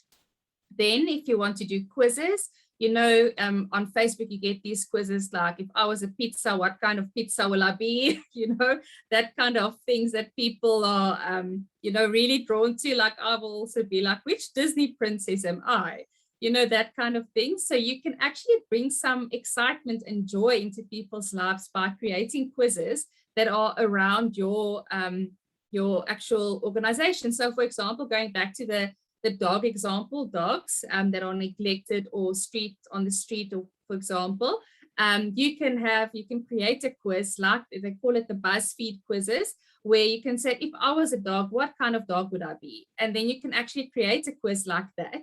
And then at the end, you can actually be like, oh, and by the way, we are an organization that do look after abandoned or neglected dogs. And if you want to contribute, or here's an opportunity for you to be part of the good that we are doing, and here's the information on how to get hold of us. So that's also an exciting way of getting people involved. And then there's another, so that's a Try Interact, and then there's two others, which is Typeform, and then also on google.com. There's also a form. Those are all three of those are free. And you can also do surveys on the last two. So on Typeform and on Google, you can do surveys, and also part of the feasibility study and part of what your target audience actually needs and wants. Then Zoom, like we are on now, also has the free version of up to 40 minutes. So I'll send you that link as well. And then you can get Zoom Pro, which we are obviously using for this awesome event, which is 4 hours long. So when you get Zoom Pro, you can basically have a meeting for 24 hours if you want to. Not that any of us have that time to sit around, but you can actually get Zoom Pro for half price via TechSoup South Africa. I'm not sure if they work up in Africa as well, but I'll have a look, and you're welcome to try them out as well. I'll be sharing this whole list with you, so don't worry about writing all the links down. I've just put the links in because then it's clickable when I send them to you. And then you also have MailChimp. So if you want to send out newsletters, it's really super easy to use. They've made such they've really made it easy to use, and they've actually improved it in leaps and bounds, where you can literally, like it's a drag and drop thing. It's if you can do a PowerPoint presentation, you can do a MailChimp mailer. It's really easy. And there's a free plan up to 1,000 subscribers. And then also for nonprofits, you can get a 15% discount if you go over 1,000 subscribers. But obviously, once you start out, you also want to make sure that you've got the right people on your mailing list. You don't want to have people on there that are not going to open. So that's where I'll talk about it a little bit later. But that's where your what's the word now? Your testing, your checking what is the conversion rate. You know, how you're sending out, say 1,000 to 1,000 people, but only 20 people are opening your email. You know, then you've got to have a look at the quality of the people that you've got on your mailing list, for example. So to see why are they not opening, or even reach out to them directly and ask them, you know, are you interested in this? You signed up for this. Are you still happy to? Do you want to be on the list? Because obviously, if you've got 1,000 subscribers and only 20 or 200, sorry. So 20% of them actually want to be on that list. You're actually wasting spots where you can have people that are really interested in your cause. And then ConvertKit is also something for mailing. So it also has a free plan for up to 1,000 subscribers. And then if you want to make social posting easy, you can look at an app online called Later.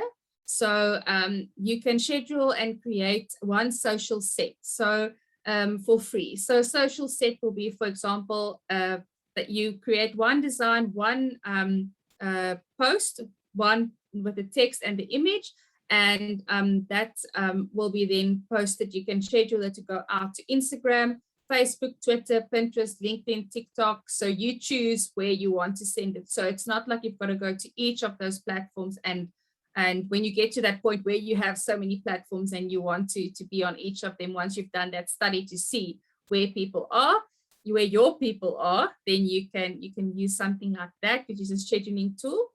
And then Google for nonprofits is also available via TechSoup in South Africa, but there's a limited functionality which I haven't delved deep into that yet, but that's something you can look at as well.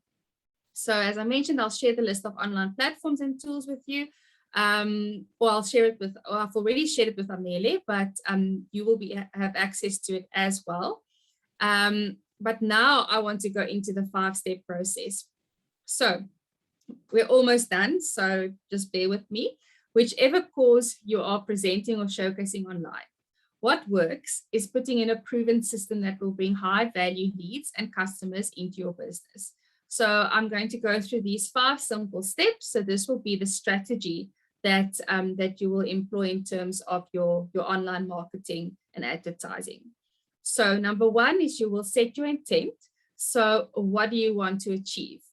Secondly, you will craft your course message. So that's where both Amanda and Anele mentioned the vision and mission, where you make sure that in a concise, in very short limit of words or characters, you can say who you are, who you want to help, why you want to help them, and what you need. So that is very important to craft your course message. So I used craft because I love alliteration. So craft your course message sounds great, but it's basically just writing your course message down or developing it and making sure that it's actually what you want to put out there, and makes it easy for people to understand what you do. Like Anele mentioned, if you go like, we're going to do this and this and this and this and this, you know, if you need to have a very clear, almost like a 1-point or 3-point vision or mission and mission actually, that that people can understand what your why is and how you're going to achieve that and what you need from them. Then number 3 is you set up for success by aligning all your touch points.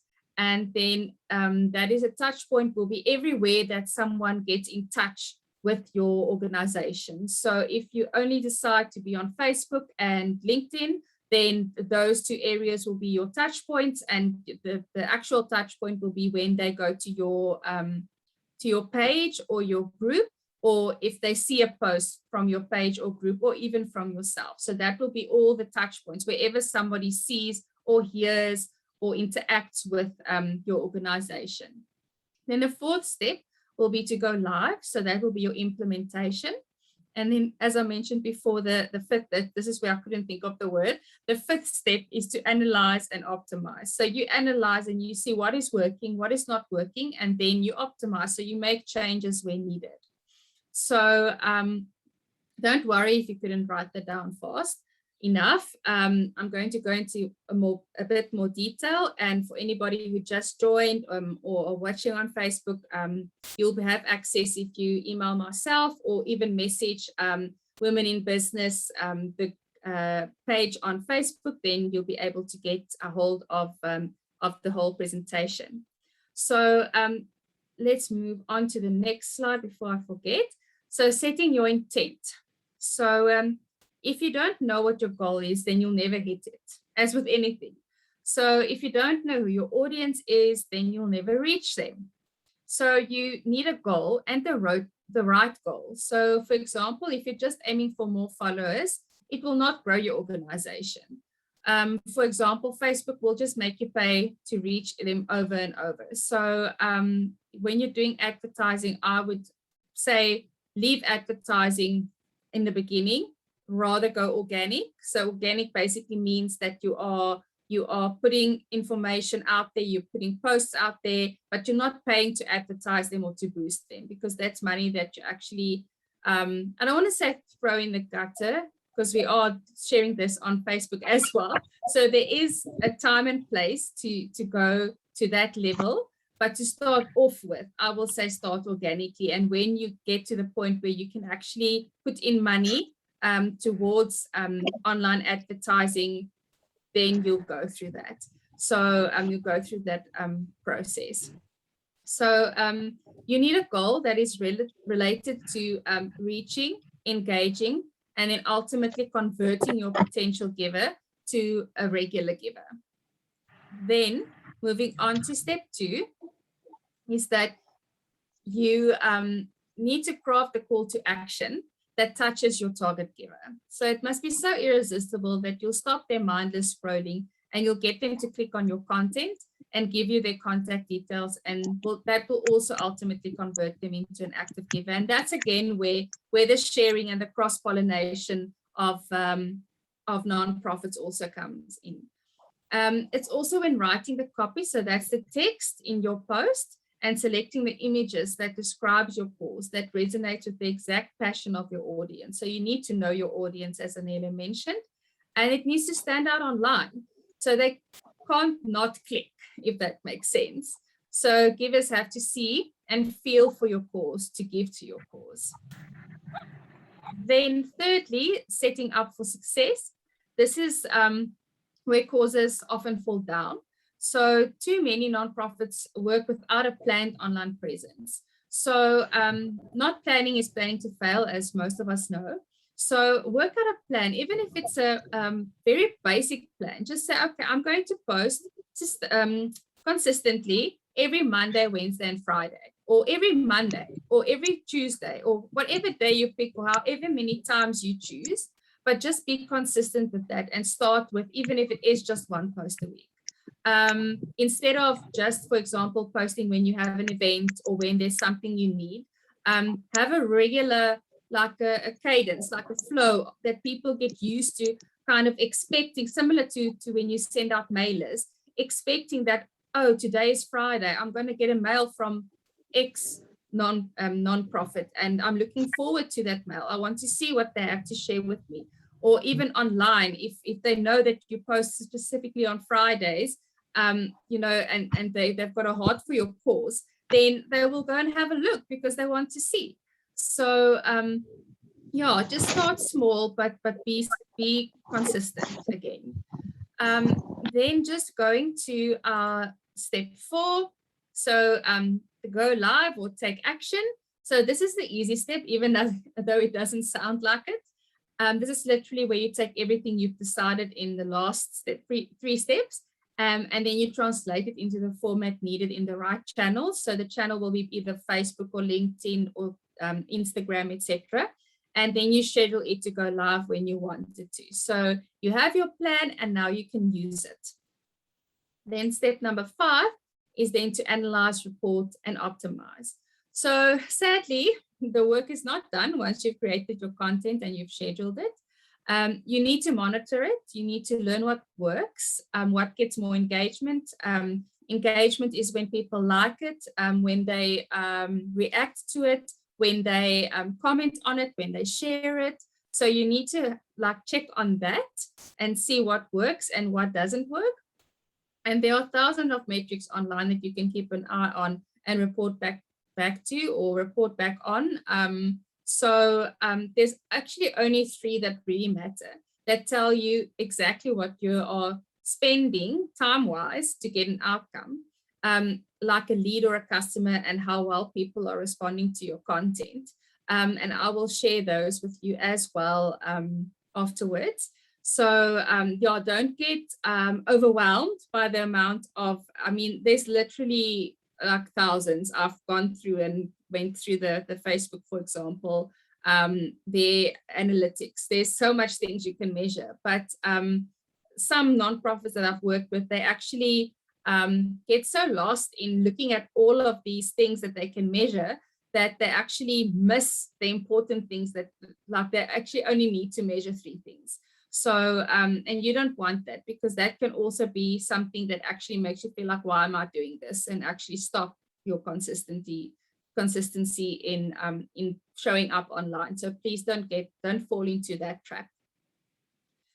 Then something that we call follow the maths, and I didn't like maths in school at all. I'm still not a mathematician, but this is where you need to look at your conversion. So this will be the percentage of leads, which is basically leads are people interested or entities that are interested, that will ultimately become givers after you nurture them in an effective way. And then you also look at the metrics, as I mentioned, that you need to report on when you are a big organization, for example, and you've got a lot of people reporting, a lot of people working under you, and have someone that's reporting on what you are doing, especially for regular funders like the SD. I know that they've got a long list of stuff that needs to be reported on. I don't know if it's a monthly or quarterly basis. And you need to know what they need to know. So ask them, or if it's a private funder, ask them, what do you need from us? Don't leave it hanging, because otherwise, you know, you'll just be reporting on stuff that they actually don't worry about, or and wasting your time, or you might even lose that funder because you're not reporting on the right stuff. So ask the question. And then you just measure to see where you are at, and then where you need to go and how. And that will be determined by your unique metrics, which is just another word for metrics. Now I must think of another word because metrics is in my head now.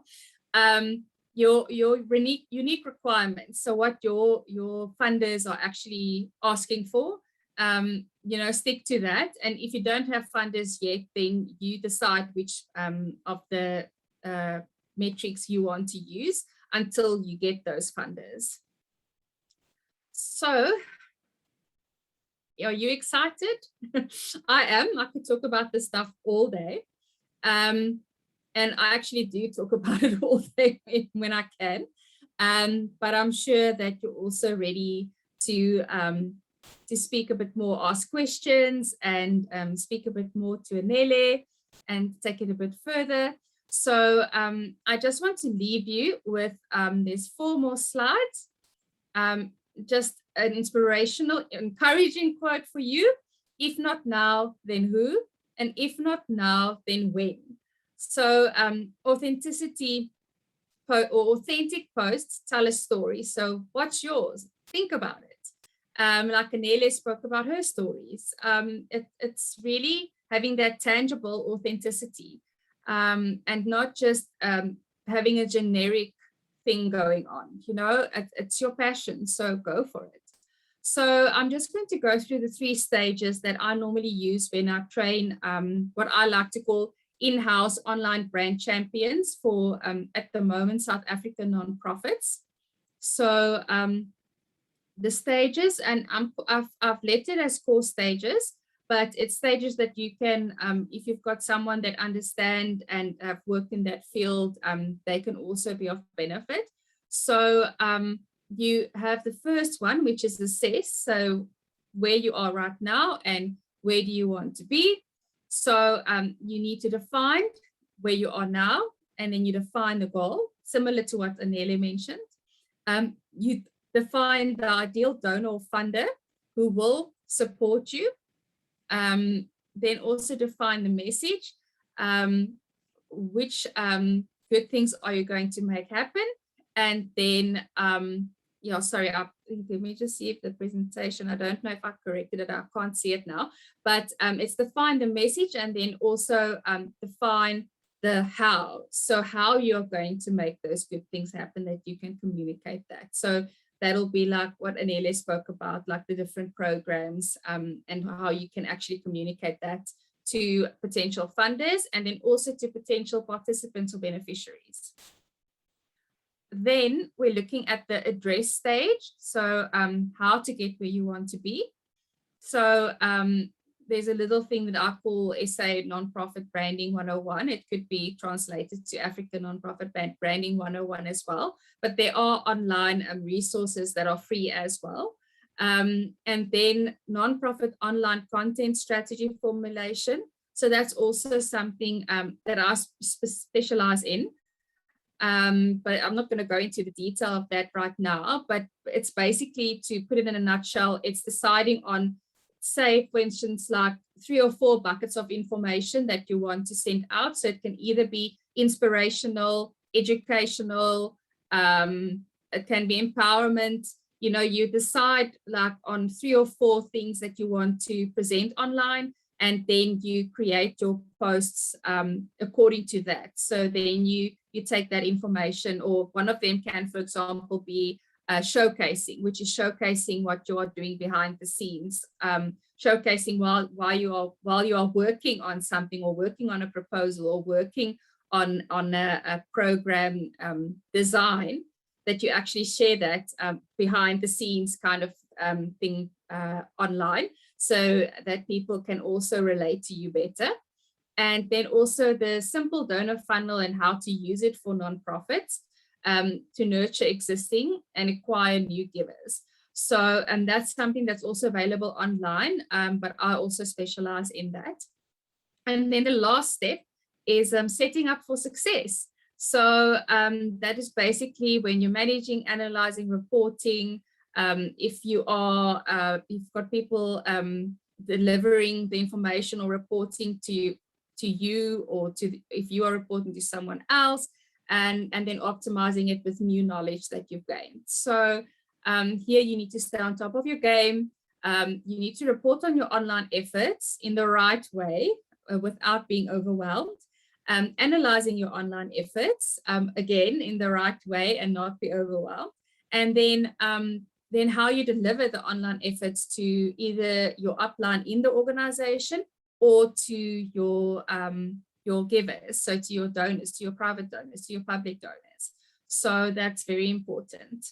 So that brings me to my last slide. So I just want to thank you, all the nonprofit organizations and the nonprofit organizations to come, for the good that you do in South Africa and Africa, and for your valuable time spent with me today.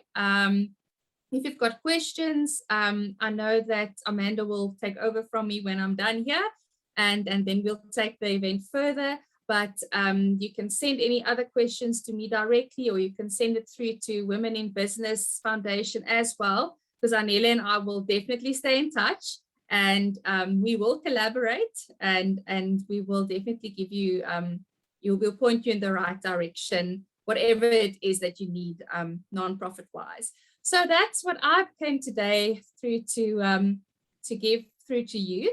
And yeah, just thank you so much. And I just wanted to mention also, just feels like it's been days that I've been talking, but throw back to Anela's presentation as well. I've learned so much, and it really helps me to understand more about the nonprofit organization side, in terms of the developing, the setting up, all of those things that I'm actually not a specialist in. So that also helps me to help my clients better, to train my clients better, so that you know, it gives me more understanding of the struggles, and the not necessarily struggles, let's call them challenges, the challenges, and how to overcome them, and how to have a different mindset, because I've always kind of steered clear from that, and always emphasized the fact that I'm more marketing, design, brand, advertising orientated. But I will definitely ask Anele, pretty please, to also get that presentation, so that I can also empower myself to know more. And then also thank you to Amanda for the lovely introduction, and then also for being the host today, and everybody that's part of Women in Business. Sorry, I can see half of my face is disappearing, so sorry about that. But yeah, thank you so much. This has been such a great time for me to share knowledge and information, and also to gain knowledge and information, and to be encouraged again that there is opportunity to help people, and yeah, and that I mean something, and that I have a value, and I have value to give to the world. And I want to encourage everybody that's here also to know that you are valued, and you do have value to give to the world. So don't ever underestimate what you can do. Thank you so much. Thank you so much, Carla, for that informative and very eye-opening presentation. I actually learned a lot. Some of the things I thought I knew from social media, I actually didn't know. So that was very informative. On the 5 points I would like to highlight, I think that's what stood out for me. Your last 5 points, the one for setting out your content of what is your goals and crafting your cause. Your message has to be clear on what are you trying to communicate, what are you trying to achieve, setting up for success. You have to plan, you have to schedule things so that you are not setting yourself out for failure. You need to go live, you need to be out there, you need to make people see you, you need to interact with people, because on those lives they can even come through and join you, and then you interact, and then you talk to them. And also the last one of analyzing and optimizing to check what the people are receiving at their end of what you're trying to communicate, and receive what they are communicating for the betterment of your organization and for you as a person as well, in terms of growth. So following, I would like to say to everyone, if you have any questions, you can send them through to WIBF page. We'll also share the email for WIBF and also share Carla's email. So if you have any questions regarding the presentations that were done today, you are so welcome to send through your questions, and we'll try to answer them as proactive as we can. So also the presentations that were done today, they will be shared with everyone so that they can go through them and familiarize themselves with them, as we said, for the purpose of growth, because that's why we had this engagement today. It's for each and every organization to be their best and their better organization going forward. So please also, to everyone, please follow Carla's pages, and also follow Women in Business Foundation, and also support the causes that are being supported by the Women in Foundation, Women in Business, of girls empowerment and women empowerment. Please follow us.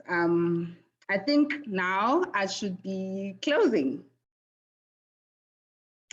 This was a very, I think I should say a milestone on my side. I learned a lot. I grew from today, and I hope everybody else also tapped in and took out some pointers that they're gonna go home with, pointers that will be able to assist them in growing, pointers that they will be able to share with others. As we said, that we need to hold hands together, we need to move together, we need to empower each other and shine and be out there and be seen and be heard and not to be forgotten. So on that note, I would like to say thank you to everybody. Thank you to everybody that attended today. I think it wasn't for you attending, this would have not been possible. We appreciate that you took time off to come and listen to us, engage with us, and it's very much appreciated. Our founder, would you like to say anything in closing? Yes. Wanted to find out if anyone has questions, maybe on what was covered, what was unpacked in both speeches. So if you do have any question, we can take questions, just few questions.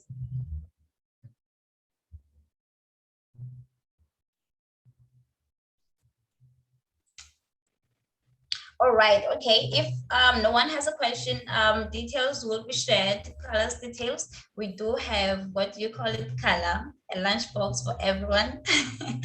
So yes, we will be sharing Carla's details with all the documents that we will be providing for each and everyone.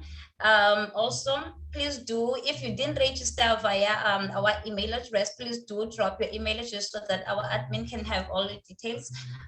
Thank you so much for making time for this event. I pray and just hope that you got everything that you need to start your organization and sustaining your organization.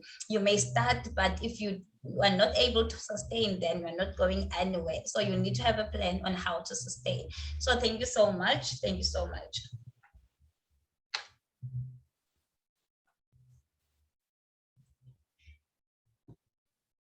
That's well received, Naomi. We'll definitely schedule other seminars in purpose of growing each other and growing our NPOs. This is just the stepping stone. This is just one of the first of many seminars that we are going to have. And thank you for being with us. And also, Carla, the ever so gorgeous and looking pretty. Thank you for being, I would say on my side, the light. I thought I knew social media, but I didn't know social media like I thought I did. So thank you so much for the information that you gave us today. It will definitely help us to be out there, to be seen on our social platforms. Thank you so much. Thank you everyone for attending. Thank you and goodbye. Enjoy the rest of your weekend. Enjoy the rest of your Saturday. Bye everyone, and thank you again.